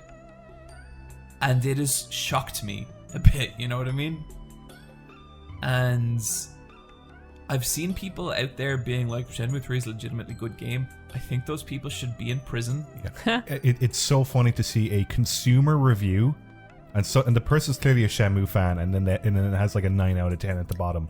And like, that's not a responsible thing to do. Yeah, it's not. I think it's fine if it was like an essay on Medium or something, and you wrote those words that way, but to attach a number at the end or to recommend it to someone blind to the series isn't. I mean, I think as long as you're very clear that you're a fan of the series and like that's why that's where the score came from, you know? Like it really feels like you're able to separate the rose-tinted glasses of Shenmue to like what it is now and the acceptance and appreciation that you have. I think I really like this game, and I think every hour I spend with it, I'm starting to like it more. A bad guy just showed up who kicked Ryo's ass. That was fun. Cool. And like you know, the slot machines are there and they're beautiful and they're really well done and the animation on them is gorgeous. A lot of the animation is actually quite lovely. And like you go to the arcade and there's no more Sega arcades, because it's not a Sega game. Well, like Sega's still on it's complicated. But like, so Yu Suzuki has invented his own arcade machines, and some of them are like 1980s arcade machines, so they're not even digital. They're analog arcade machines. You play an analog racing game, and it's so fucking cool. This is a really weird game, and I like it. But I think if anything, I'm shocked at how Shenmue does, because the stuff I love about Shenmue that's in this game, I have my daily routine. I get up every day, I pick herbs, I chop wood, I go to the temple and I train. I try and beat that monk white tiger, still can't beat him, and then I continue the adventure. It is my weird karate boy simulator still. And boy oh boy, that is not for fucking everyone, but it's kind of for me. I think it's really funny in some ways that a lot of people, when they talk about Shenmue, they're like, you have to understand, at the time, this was like a huge leap in everything it was trying to do, and that's why it's kind of a little rubbishy. And then it comes out in 2019 and it's like it doesn't have that excuse anymore, and it's just like, this is the vision. I think this is part of why, like, I'm kind of shocked by this game, and I'm finding this very difficult to talk about. Part of the shock is recontextualizing what I thought Shenmue 1 was. Because, like, no, a lot of this wasn't down to technical limitation. This is exactly how Yu Suzuki wanted to make his game. It's fucking crazy. He's sticking to his guns. He is. And, like, it's the kind of thing is, like, if you haven't played Shenmue, Yu Suzuki is not only making no allowances for you, he doesn't know you exist, and he would refuse to believe it if someone told him. Imagine if you played Shenmue 3 and it had all these like game designs that were like predicting the next decade or two of games. I think that's Death Stranding. Oh my god. Like imagine like there probably is a game out now and like we don't like it because because we're new. But in 5 years, we're going to be like, I love this loop. I just love everything about it. Niamh? No. You're making a face? Oh, maybe the gameplay. I think this... All I'm saying is I'm thinking this game could make for some real Let's Play gold someday. Oh no. We'll see. Oh my god. A game I hope I never have to play. Well, you won't, Bryan. Niamh will play. Yeah, but I don't know how long I could do the keep taking that load. Niamh only plays it because I play it and I get sad. And then Bryan, you don't get sad, you get fucking pissed. You get so mad. Dude, this is Shenmue is the first time I've seen you really genuinely angry. I fucking hate. I'm not like being I'm not pretending or anything like that. This isn't a joke. I don't like those games. I've done a few Let's Plays where people are like, nice scripted Let's Play. It's like, but it's never. Do you think I'd go to the fucking effort of scripting a Let's Play? Who does that? Who does that? Yeah. Yeah. Like a real, just a Like diabolical. we script this podcast. Oh, Yeah. completely. Yeah. Yeah. But like you have to 3-act structure, conflict, resolve, all that stuff. Yeah. Yeah. It's why we pronounce everything right all the time. Yeah. That's why I keep hitting the microphone. Like I Those are written in. Yeah. 42-38. Brian hits microphone for second time. Yeah. John returns to previous gag about restarting the podcast. Yeah. Mm-hmm. It's all right here. I was looking for papers to shuffle, but I couldn't find it. No, it's all on our phones. It's all digital now. Guys, that's my Shenmue 3 report. So, game of the year? No. Look, Absolutely not. let's Game wait of the until- decade. Let's wait till you finish it because, like, something. Wait, isn't this only 40% of the story? Yeah. And just to be clear, 40% of the story by the end of the game. Yu Suzuki is going to do a Wheel of Time and dies before he finishes this. Like, it's so brave to me that he thinks that people are going to pay him to make more after 18 years. I think you might have it flipped, Niamh. I think none of us will survive to see Shenmue 7. Yeah. I don't think the planet will. That tree's going to be around for a long time. Mm-hmm. I found a tree that my father had punched. What? It's a very emotional moment. Yeah, Oh I'm my sure it God. was. Oh, I think Ryu's dad and Landy's dad were boyfriends. That's some good fan fiction fodder. Yeah. Fan fiction. I could keep going. I'm not going to. I'll report back. Quicktime Events.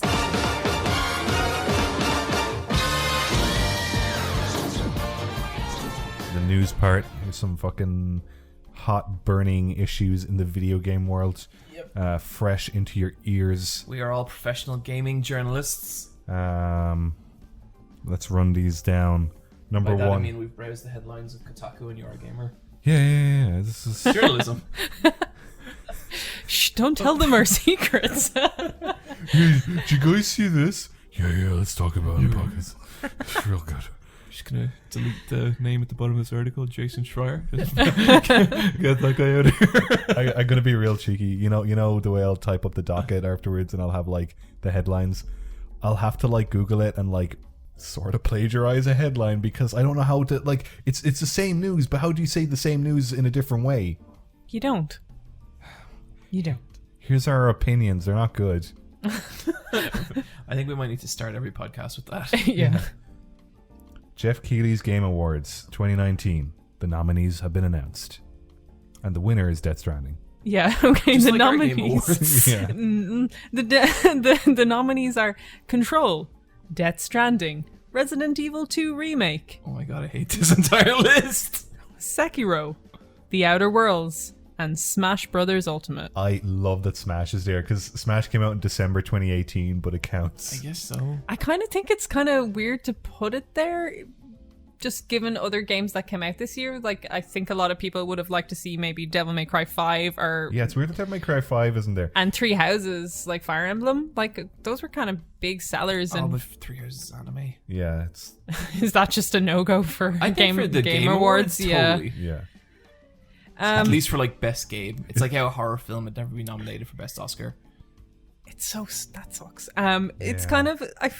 A few people were talking maybe about like Jeff Keighley's kind of conflict of interests with So, Death Stranding. You know what? I think that is kind of bullshit. Yeah. And I also think like Famitsu's logo appearing in Death Stranding along with its former editor-in-chief, that's fucked up. Don't do that. Like, do not do that. And you know, like Jeff Keighley will make some kind of joke in a kind of Todd Howard-esque way of being like, maybe it's a conflict of interest. Oh, Jeff but, Keighley's like, better than Todd Howard.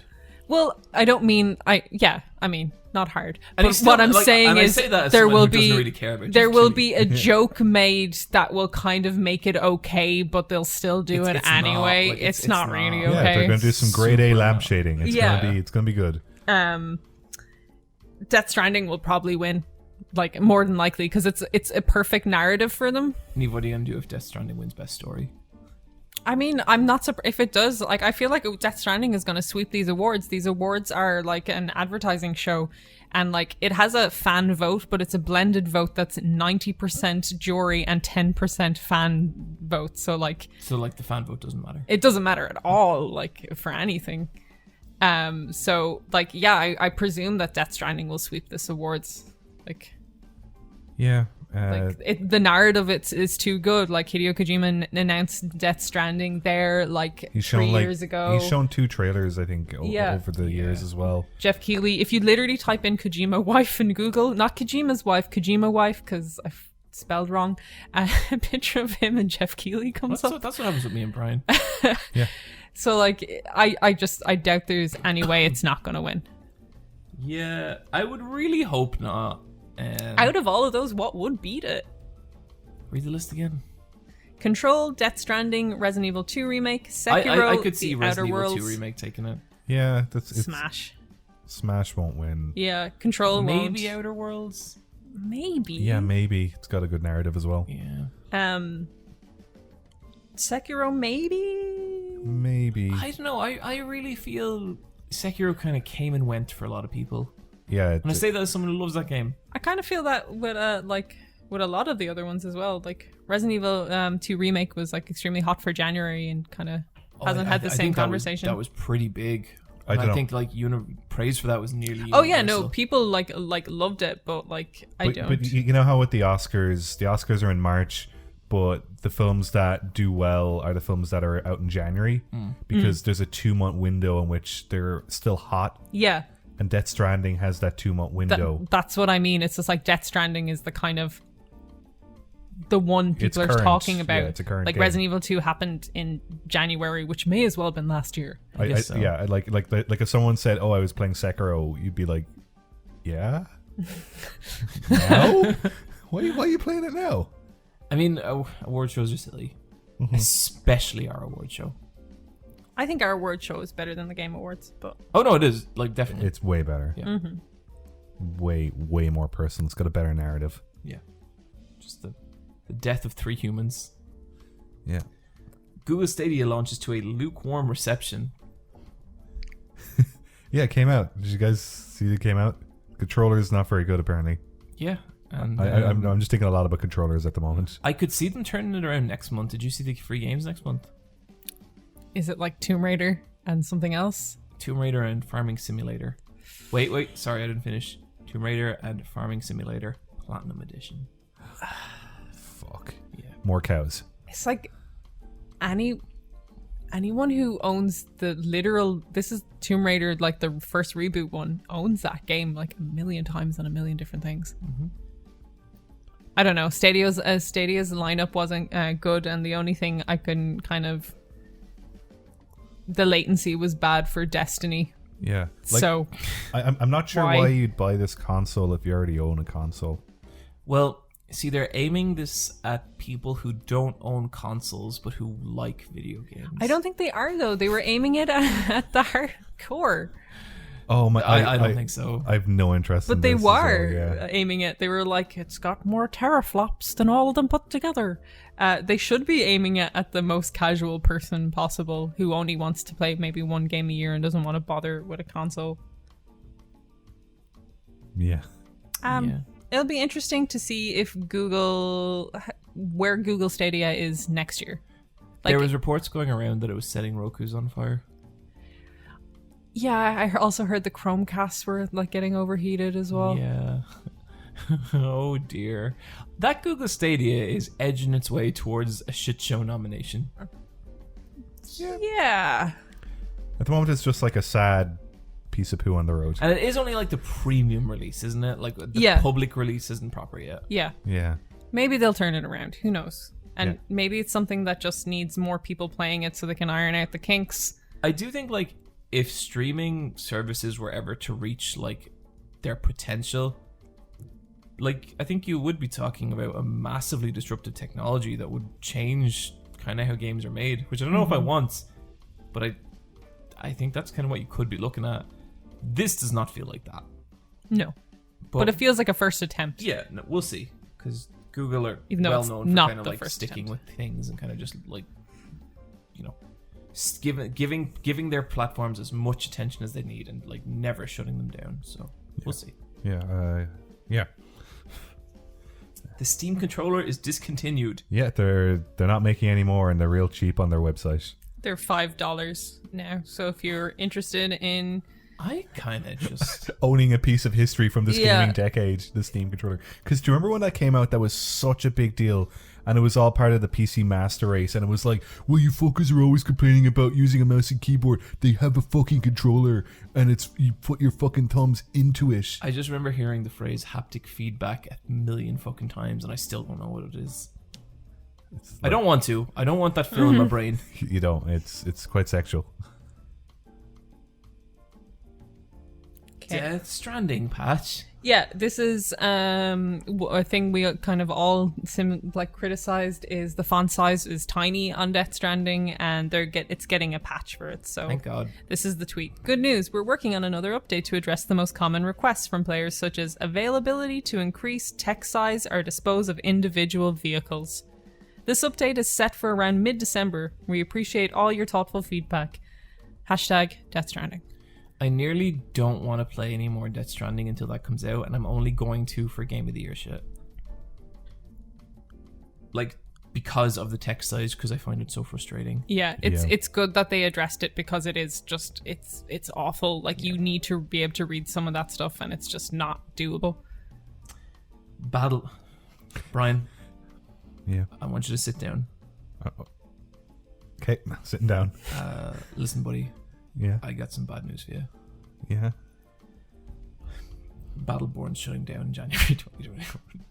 Battleborn is shutting down Yeah. in January Yeah. 2021. Yeah. In 13 and a half months from now. Yeah. So you're not going to be able to play as Colonel Fuggins. No more Whimsy Bat. Johnny the Ace. All your favorites they're going. Would you have any favorites you'd like to add?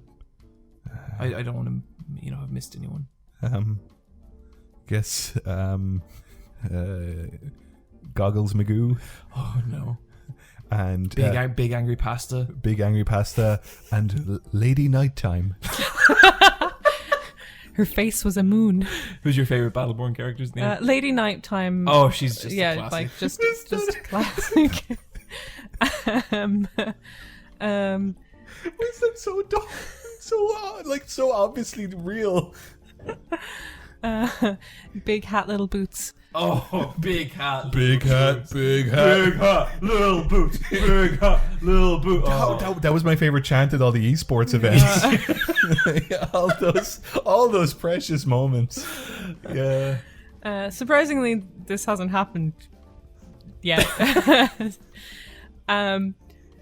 After we've laughed kind of at this, do you want me to read a really sad tweet from the writer?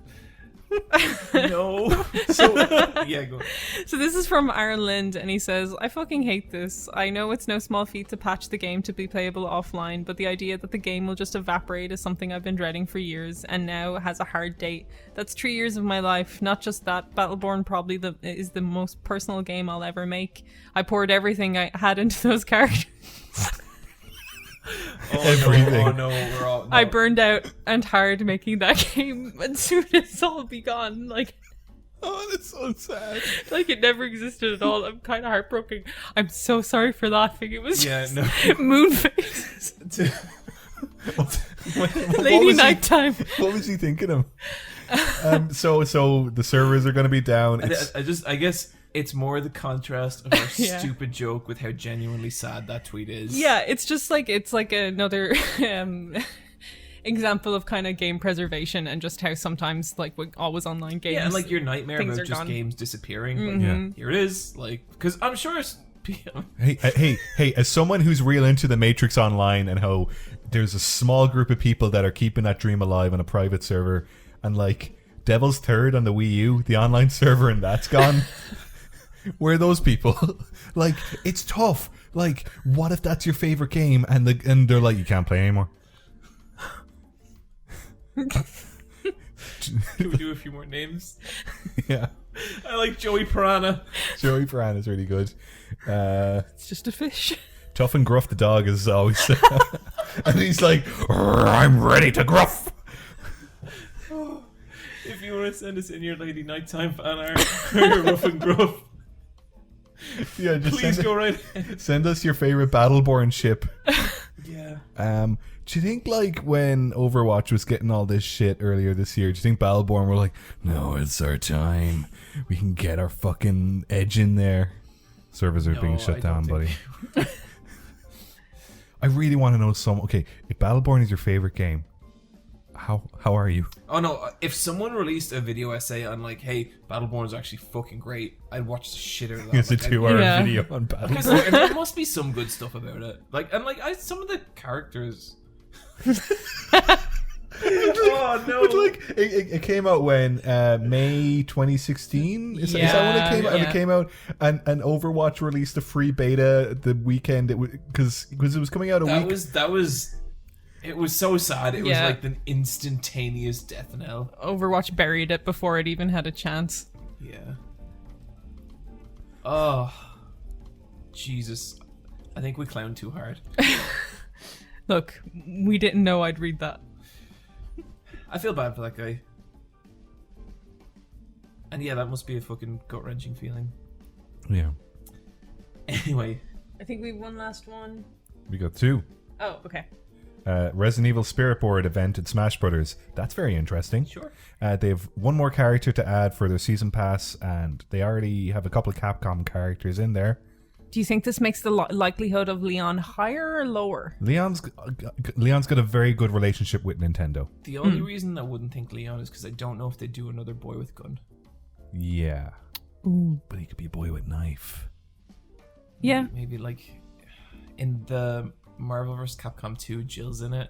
Like she has like gun attacks and stuff, but a lot of her attacks are like a zombie will attack her and she'll dodge so the zombie hits you. Oh, It's that's just cool. Fucking cool. Like something like that could be really fun. Yeah, it could. I think they'd make him a bit goofy the way they do with Snake. His win post should be the throne appears and he sits on it. Ooh, that would be good. Yeah.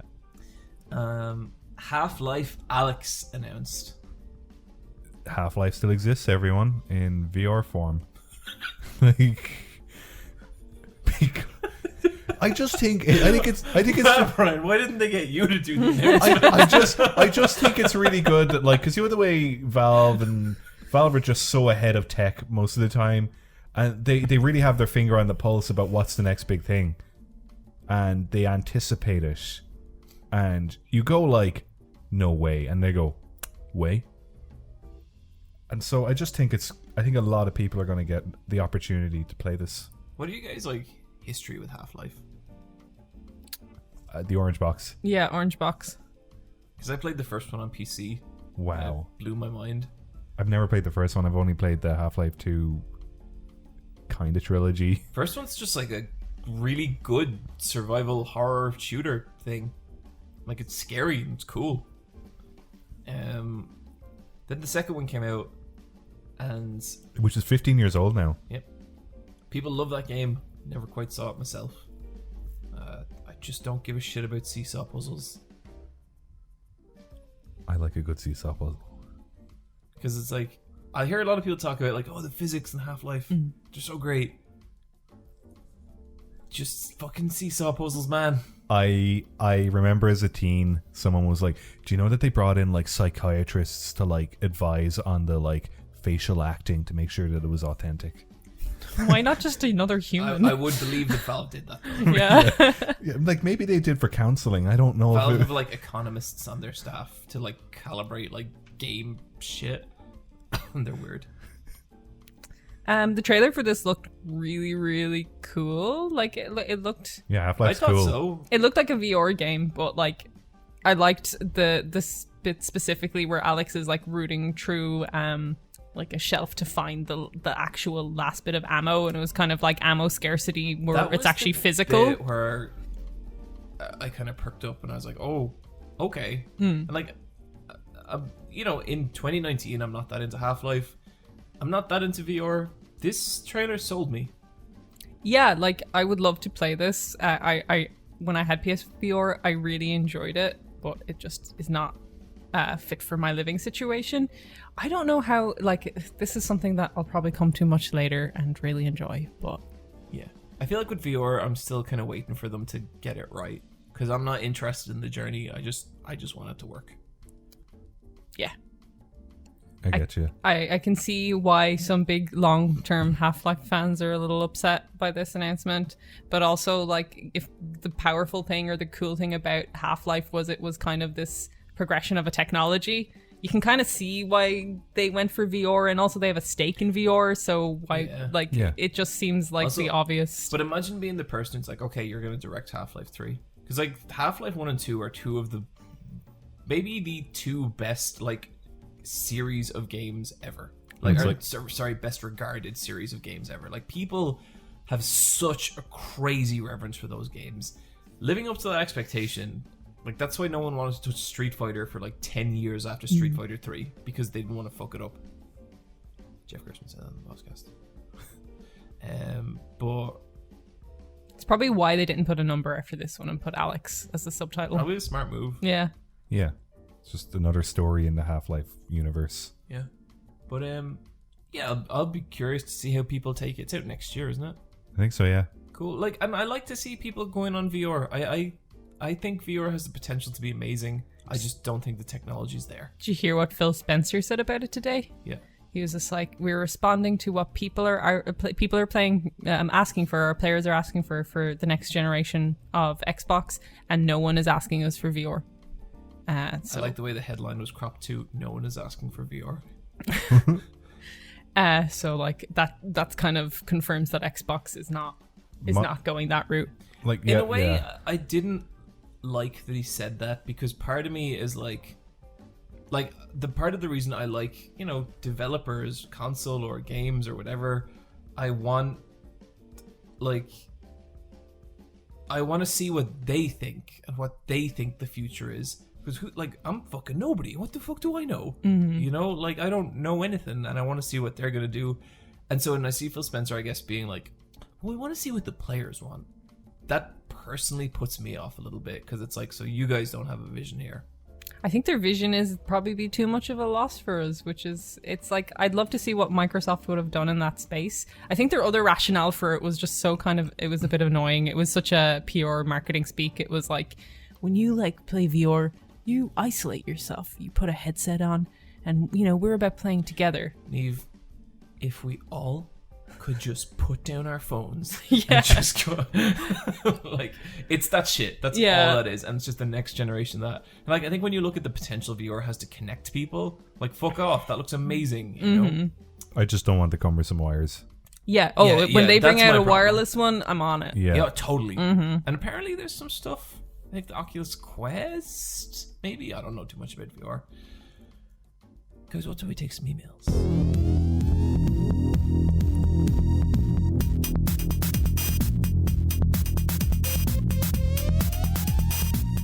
Did you guys know that we have an email address? Fuck off, do we? We are no fuck on. I tell you, we got an email address. It is askletsfightboss@gmail.com. That's Ask Let's Fight a Boss. Askletsfightboss@gmail.com. That was Scottish. That was my normal speaking voice. I'm Irish. Niamh? I'm so sorry. Cancelled. Done. It's askletsfightboss@gmail.com. Niamh, I heard you say ass. I I heard you sneak that in there. It's not that. It's askletsfightboss@gmail.com. That's what I said. Askletsfightboss. It's ass boss. Where we, the ass bosses, will answer your questions. Yeah, we will boss that ass, I'll tell you. Niamh, what kind of emails do you like? Short ones that tell me how cool I am. I like those too. You like the poem ones, don't you? I do.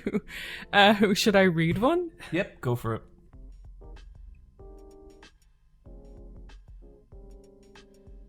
I'm on it. Dear Niamh, John, and Bryan, thank you so much for the podcast. It's really amazing. I wanted to ask if each of you could only have experienced a single medium of entertainment, such as written literature or film or so on, your entire lives, which would it be? Why, and why did you fall in love with the medium? Thanks again. And this is from Kebef Jazz. I pronounced that wrong. So sorry. It's okay. So only one Piece of media that you could experience ever in your life. One Piece. Are you serious? Yeah, it's really good. So we're talking about like one series only, as opposed to like TV shows, movies. Yeah, one piece of like. So if you pick like The Shining, that's it. You get The Shining. Yeah, you get The Shining. Fuck. So like. Yeah, I'm One Piece. Music, film, really, just so quickly, just One Piece. Yeah, there's a lot of variety in it, and I like everything about it. It's good shit. One Piece. Huh. Okay. It also goes on forever. It goes on forever, and once you finish, you just read it again. One Piece. Like, the main lad's a good laugh. It's got Usopp in it. It's got like Frankie's in it. Like Nami's there too. The lads are there. I think that's a good decision to kind of go to pick one that's a journey that you can kind of last with. I've grown up reading it and One Piece. I find that so hard. That's such a difficult question. Go with your gut. Go with your butt. Yu Yu Hakusho. Yeah, see? Both of you aren't picking games like this. Anime's better. Fuck. I don't actually believe that at all. At all. But like the thing is with a game, My hands are too busy. I can't play the games. There's no one game. Oh man, I could rewatch. Like Yu Yu Hakusho is the piece of media in my life that I've returned to the most consistently and just watched over and over and over again. And every time I love it more. Wait. Do you get like franchise spin-offs, or is it like the manga or the anime adaptation or a video game? Yeah, you need to clarify what bit of One Piece are you talking about? The manga. Okay, no, the digital colored manga of One Piece. Okay, that is my specific answer. Hang on. A single medium of entertainment. Whoopsie. Single medium of entertainment such as okay, manga. Really? Yeah. I don't want to hear anything. I don't want to. Did you read any more of that manga? Yeah. So me and John, we like some mangas. We like hentai. Cool. It's not hentai. Okay, I was gonna say Nier Automata, like just if that was it, but since the question has changed because I read it wrong. Hentai. Yeah. Oh my god. It is. Yeah, it is. You got the beautiful robots. Yeah, you got the sexy maid. Yeah. You got the sexy little butler boy. Yeah. But since we're going with medium, I think video games. Yeah, it's video games like video games are like books. Well, I guess video games, to be honest. Yeah. Okay, then maybe I'll go with movies. I love movies as well. You do love movies. Okay. I consume more movies than any other piece of media a year. You consume more movies than any other person. I just need to make sure they all get watched. We met Bryan at 5:00 and he was like, I watched 4 movies today. It's like, okay. Movies are fun. They are. It's weird because like the medium I engage with the most is video games. Mm-hmm. The medium that's had the most impact on my life, probably anime, like anime TV shows. So you're going with anime. That's your... I think I would, yeah. It's your bread and butter. Okay. Yeah. And like, okay, we're Can't gonna... be the anime cop. I don't watch anime. Fuck the cops. And you're switching from manga to film? Okay, yeah, movies. Movie time. Cinema boy. Okay, and your video games. Video games, yeah. Niamh is the only real gamer on this podcast. It's true. Yeah. My cousin said that to me once. He's right. Thank you. Don't play fucking games. Niamh's the only one who actually plays games. I'm not going to argue with him. Yeah. She's the most hardcore gamer. Yeah. She likes the gun games. Mm-hmm. That means she's legit. Yep. Thanks, everyone, for finally noticing.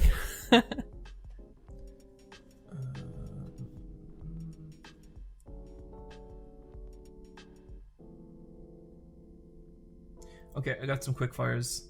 Yeah. What's your favorite junk food? This is from Topher. Supermax fried chicken. Oh yeah.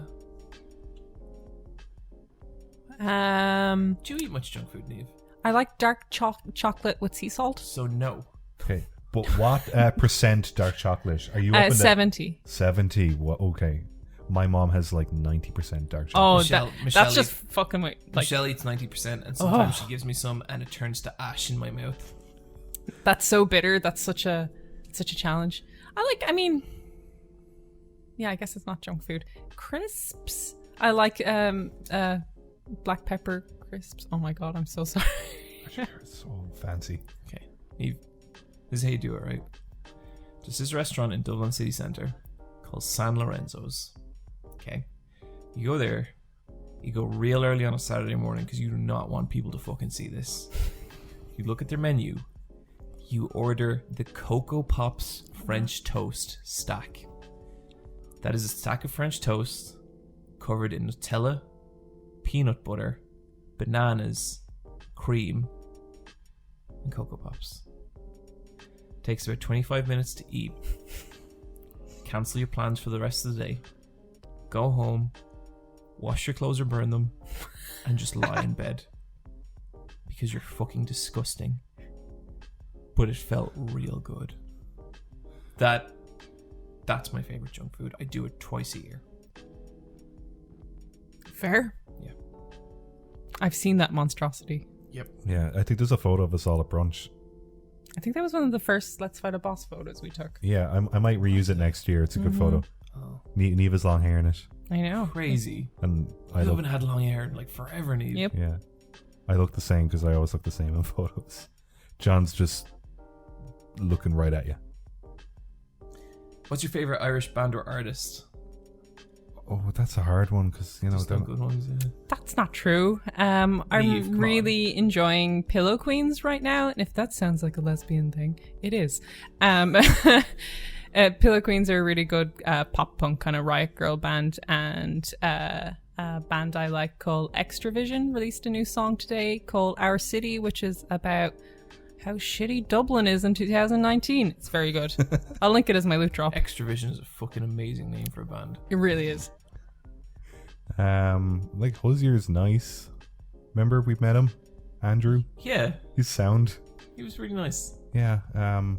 So, like, I like him because our friends are doing all right. We get to play Smash. Is that a legit answer? Absolutely not, but we'll take it. Yeah. He seems to be doing. Yeah, he's doing good out there. He's not causing any trouble, is he?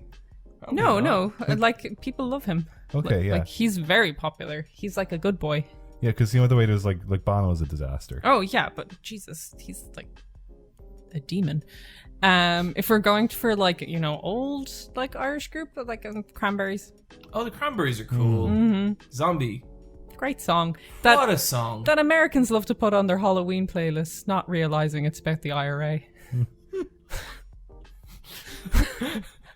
Pretty sure it's about a zombie, Niamh. The Living Dead. I'm sure it is. The Cores, Except for Jim Core because he's a Oh, yeah. conspiracy theorist. Yeah, he went off the rails. Yeah, he's not very good at it. Yeah, there's no real like Irish bands I like. I think I kind of resent Ireland a little bit. You do. Yeah. You need to get over that. Or you guys need to get under this. Gotta switch those verbs around. No. Yeah, Or no, I can't really adjectives. think anything. Reggie Snow is a rapper as well, like who's from Ireland, who's doing pretty well and is pretty successful. I don't know who that person No, is. either. See, you guys just don't actually Is that listen a to black character? Yes. Don't actually listen to Irish music. We don't listen to the radio. Yeah. These are mostly on YouTube. Like Bewitched were cool. Bryan, just stop talking. I just like Turn of the Millennium music. If you guys were in charge of a high school and had to design a uniform, what would it look like? It would be slippers, shorts, and a dressing gown. Wow. I don't believe in uniforms, so none. Wear nothing but a smile. John?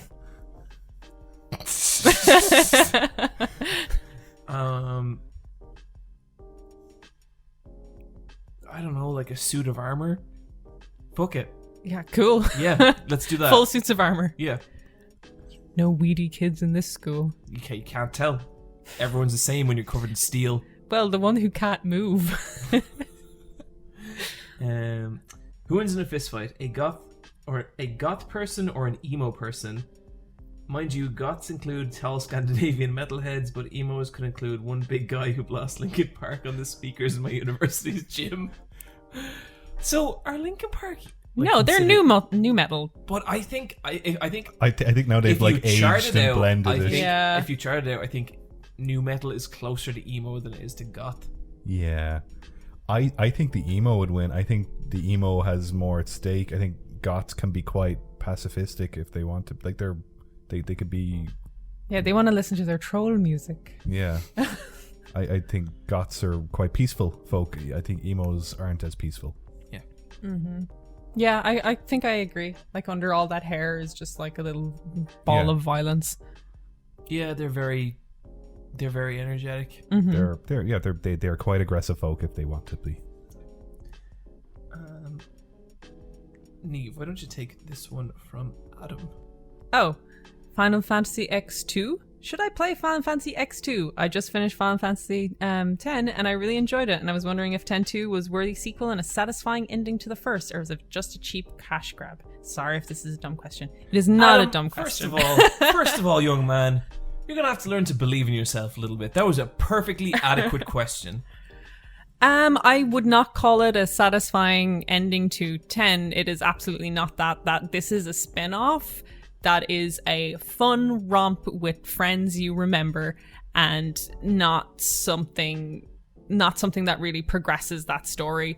In fact, like the thing you might be looking for, which is kind of a bit of resolution with Tidus and Yuna, you can kind of miss that because this X2 is something that's really hard. It has a percentage meter and it's really hard to 100%. You have to do the most stupid shit, like just stuff you would never know to do without a guide. Play this game with a guide. Like go to the engine room and stand in the corner for 5 minutes in chapter 3. Make sure you sleep once a chapter. Just dumb shit that has no... They do that so they can sell strategy guides, right? Yeah. That has to be the only reason. It would seem so, but like even with the kind of stuff with Tidus, there's a trick to it. Like you tap X a lot when you're in a fire plane and Yuna will whistle, but if you don't do that, you'll miss certain cutscenes. So it's not narratively a worthy successor to 10, but what it is a really fun time. Like this is the Charlie's Angels spin-off of 10. Like it's got your girls and Yuna, who never got to live a life for herself, who lived a life as a summoner and believed she was going to die because of it. Now she gets to be her own person, and what does someone who was kind of a religious figure who was an icon to many transform herself into? A pop star, an icon for many. You know, it has a good enough story, but it's very separate from 10 in a lot of ways as well. So I think you should definitely play it. Like it's like fun. A weird fever dream of 10. Yeah, and I say that as a positive. Yeah, it's like it's fun and it's wacky, and if you like those characters, you'll have a fun time revisiting it. Play it with a guide. Don't expect too much from it. I think you'll have a great time, especially if you like 10, but just don't go in looking for resolutions. Just a party. Okay, I got one more question. One more email. It's from Felix. These are some more quick fires. Go for it. Okay, who do you want to beat the shit out of you? How has this become a euphemism for like sex? Niamh, where are you? Niamh, what the fuck are you talking about? Like, because that's what it is, right? How come, like... No, like, it's beat the shit out of you. What does that mean? It makes you stronger. Someone comes along and, like, they'll hit you randomly until you can't move anymore. But why would you want that? It's not who you wanted, but it's going to happen, so who do you pick for it? Kirby. See, that seems sexual. Oh, it's not. Really? I don't know if it does, Niamh. It means like but when you're like, oh, I'd really like Mika to beat the shit out of me. You two are always the one to bring that up on the podcast. I don't talk about it on the podcast. Yeah, you do. But like, so I feel like there is this crossover. It's not, Niamh, like, it's not sexual. It surely is. It's not at all. I would like no one to beat me up. Ever. Niamh, do you want 2B to fucking, like... No, you see, you're making a face that doesn't suggest that I'll be punched. Oh, you will. But Niamh, like in the butt. Okay, look, I'll give you an example, okay? Like, not sexual at all, just like a normal thing. Okay. Or Mika. John, stop smiling. It's so funny whenever John and I go to wrestling. No, like... Bryan, shut up. No, don't, shut up. I don't even know what he's going to say, but I don't like where this is going. Just like Bryan, no. Okay. So No, Bryan. I'm Kirby, John's Armika, and Niamh's Tubi. I mean, no. Like, Do you want? no. Okay, well then who do you want? Do you want Pain from Final Fantasy X2? No, we are like kindred butch spirits. No, Lara Croft. Yeah, there you go. There you go. There you go. But I don't want to be beaten up by her. I would like to go on a nice dinner date. But what if she like kicks the shit out of you? No. She's like, she pushes you down a hill at one point. And Maybe you it's like if it's and like then a she's gentle like- rolling and then down a she's hill like- that's floral. No. She like punches you in the face, and she's like, "I can do that whenever I fucking want." she's like, she's like, You're Niamh, mean. let's arm wrestle. And she's like, she lifts up she rolls up her sleeve, and you're like, okay. Okay, up to there, good. Anything after that? She fractures your arm in the arm wrestle, and then you're in the hospital, and she's like, "Are you okay, sweetie?" I don't think I understand male sexuality. I think if you're extending this to all males, you're not. Okay. I don't think This I is a understand very your specific sexuality. Oh God. Okay, I'm sure you're gonna have a long think about editing this section out. What product placement in okay, that product placement in Death Stranding is pretty weird, huh? What's your favorite product placement in any media, be it weird, good, or disastrous? Actually, I was thinking about this in other video games. My favorite one is in Crazy Taxi. They have Tower Records and Levi's shops. Oh yeah. But I think it's funny because it's like, it's Sega trying to make like a weird version of America. And if you're ever in Shibuya Crossing, they do have Tower Records and a Levi's store. And they were like, those are American brands, let's put it there. And like, it's contextual to the game because people do need to be dropped off at Tower Records and a Levi's shop. And I just thought it was very funny. It also doesn't like break that world at all. It doesn't, no, but it adds to the charm. There's an anime film I really used to like when I was a kid called X, and it's about 7 heavenly dragons versus the 7 dragons of shadow. And just 7 characters versus 7 characters in a big city. It's a beautiful, fun, silly movie. And there's one shot where the main character in his big badass cloak jumps off a building, and then there's just one shot of him of like a neon Coca-Cola sign just filling the screen, and you see his little body drop past it, and then it cuts away. Beautiful. And like it's set in Tokyo, so I was like, yeah. That's sure. kind of like the opening to Blade Runner, the original Blade Runner. It does all that too. But Yeah, like it was a really nice shot. Yeah. And it was cool. Like the neon sign was really well drawn. How about you, Niamh? I don't ever like when it happens, so I can't really think of. I like the Diesel Devil May Cry 2 crossover where they got alternate outfits. That was really funny because it was just like the photo sets of them all together, and Dante has a little silk scarf. That's cute. It's pretty good. I like fashion ones more. One of the worst ones of that though is Final Fantasy 15 with the wedding dress, because it was just every person was in the town was just like Vivienne Westwood, and like the town was built around getting to the Vivienne Westwood store. Every time, like when it took so long to get to that part, and all the guards were like, "It's a big fucking crowd," and then you go, "It's like 8 people." I cut that criticism out of the script, but I do think it. Thought it was really funny because more like reverence was given to the Vivienne Westwood dress than to like Luna Freya herself as a person. I'm gonna play the Arden DLC of that, I think. You gotta. Okay, what's the best kind of milkshake? I love a vanilla malt milkshake. Vanilla malt shake. You crunch up some Kinder Bueno. Muy bueno. Jam that shit in. Yeah. And then if you're feeling fucking wild, like if you're in it for the night, get some fucking bacon. Bacon and milkshakes Cut is it so up good. and drop it in there. Niamh, you have And then to if you're really, really in for it, just drop a shit ton of LSD. I was with you there. Bacon and milkshakes is surprisingly fun. Yeah, it's good. I don't like milkshakes. I think Niamh, I've you're the had milk like girl. Yeah, but milkshakes are too cold. Okay, so Niamh just wants a cold glass of milk. I'd have a juice over a milkshake, like a good mango juice. Mango smoothie is very good. yeah. Mango smoothies are awesome. I love getting them on holidays for breakfast. I'm a big smoothie fan. Mm-hmm. Smoothies are great. What's the best deal you've ever had with a purchase? I thought you'd like this one, Bryan. Yeah. I've had a lot of them, but the most recent one where I bought a Switch Lite and it came with a free €60 game for no fucking reason was very good. That is good. And so I just flipped the game right away, and I got €60 off my Switch Lite. Best purchase.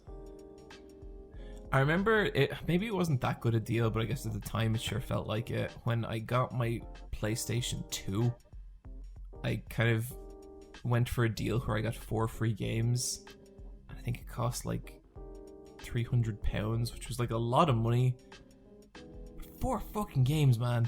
That's a lot. Yeah. And that was a really magical night because I had just come back from Irish college. And my parents were like, okay, you went, you spoke Irish for 3 weeks, we'll buy you the fucking PlayStation. And we went out, we got Pizza Hut, and we went and bought that. And it was the happiest day of my life. John, I think in a future episode we have to talk about Irish college and what it's like. Sure. Niamh, did you do Irish college? Oh god, no. It fucking sucks. I don't really remember stuff like that because like who cares? But I care. Oh, I love a good deal story. I get so happy about other people's deals. The best one I can remember is in a secondhand bookshop. I bought an art book of Metal Gear Solid 2 for €10, and on eBay it's worth €200. Nice. Yeah, that's very satisfying. It's a really, really nice art book, so I probably won't ever part with it. Yeah, I have a Metal Gear. I think my favorite art book I own was a Metal Gear Solid art book. Yeah, same. Gorgeous. Probably some figure collecting deals here and there. Like I collect the JoJo Super Action statues, and I'm pretty sure I got a few good ones. I don't think I've ever paid any less than slightly too much for every figure I own. That can happen. Yeah. Those aftermarket prices.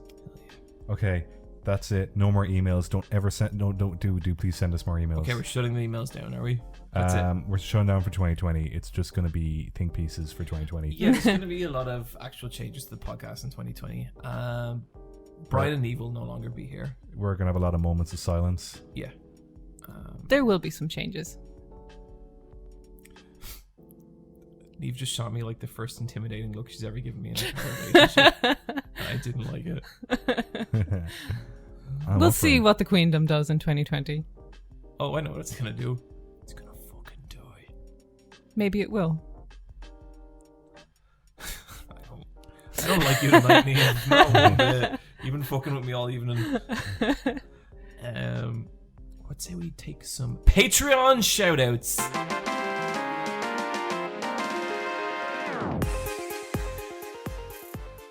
That is patreon.com/LFAB. We have a Patreon. Did you know that? If you join, there's a $3 tier. That's nothing. It's only $3. It's okay. It's fine. It's like $1 for each of us, but you know, it keeps the podcast running. It's cool. And like, it doesn't even have to be your money. Like, steal a credit card. Like, yeah, we don't care. we don't give. We're never gonna look into it. Yeah, like how would we know? Big influx of patrons recently for reasons that elude me. Mm-hmm. But boy, we do appreciate it. Yeah, thank you so much, everyone. Thank you, really means a everyone. lot. Everyone is beautiful and great. Every individual one of you is a superstar. Yeah, and, You all have nice eyes. Yeah, absolutely. Yeah. So we've got Patreon shout-outs, and you can type whatever you want, and it'll sound something like this. Okay, this is from $Mo Cash $. I think shout out from Texas to my brother who just got out of the hospital. We haven't yeed our last ha. That really made me laugh when I read it earlier. I thought that was fucking hilarious. Like, yeah. just the idea that dudes from Texas unironically say hee-haw. This was written back in March, so I hope all's well in your family, buddy. I hope you're still yee-hawn. Yeah, every day, every fucking day, buddy. 29 Scene says, shoutouts to all the deadweights. I feel you, buddy. And Niamh, do you want to take this last one from Libeccio? Lebeccio. Can you guys all shout Bazinga at the same time? I need that for blackmail. Yep, let's do it. 3, 2, 1, go. Then we shout it. Okay. 3, 2, 1, go. Bazinga. None of you. Just say Bazinga. Okay, actually this time. No, you're not. The trust is, I will. I super will. Okay, 3, 2, 1, go. Bazinga, damn it! We have to. This is a request. I Yeah. do it. We gotta Yeah, do it. someone paid $3 for this. I think all three of us said it, so... You did You not didn't say say it. it. Oh, no, I did, you. Is this your anal play? Whoa! I'd rather say anal play 100 times than say the B word. You gotta say it, Brian. You gotta say it. Bazinga. There you go. You can like maybe edit all three of those together because we're not probably going to say it in sync. No, I think we've been here a very long time. Yeah. Guys, thank you so much. We do appreciate the patrons, and it's super cool. Let's move into our loot drop. Niamh, why don't you start us off? Oh, I think I mentioned already that it'll be Extravision's Our City. I don't think you did. I think I did. Yeah, he's swooped in and saved that one. Yeah. John, what is yours? This one is from a friend of the podcast. Our good buddy Foxcade recently put out a video called Gargoyles Retrospective. And I loved this TV show when I was little, and I really liked this video because it both reminded me this show existed and why I liked it. There's some beautiful people in that show. Yeah. That fucking blue gargoyle. Yeah, he is hot. Mm-hmm.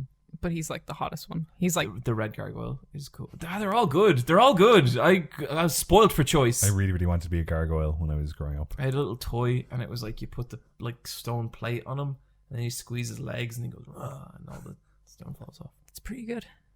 Mine is Palpatine's Art of Camp. Have you guys seen this video? Yes. It's just a video essay on Palpatine, and I just thought it was very funny. I just like that there's a video essay on Palpatine out there. I think everyone is coming around on the prequels. I think it's happening. Yeah, and now all we have to do is wait for another 3 movies to come out, and people will come around on these ones.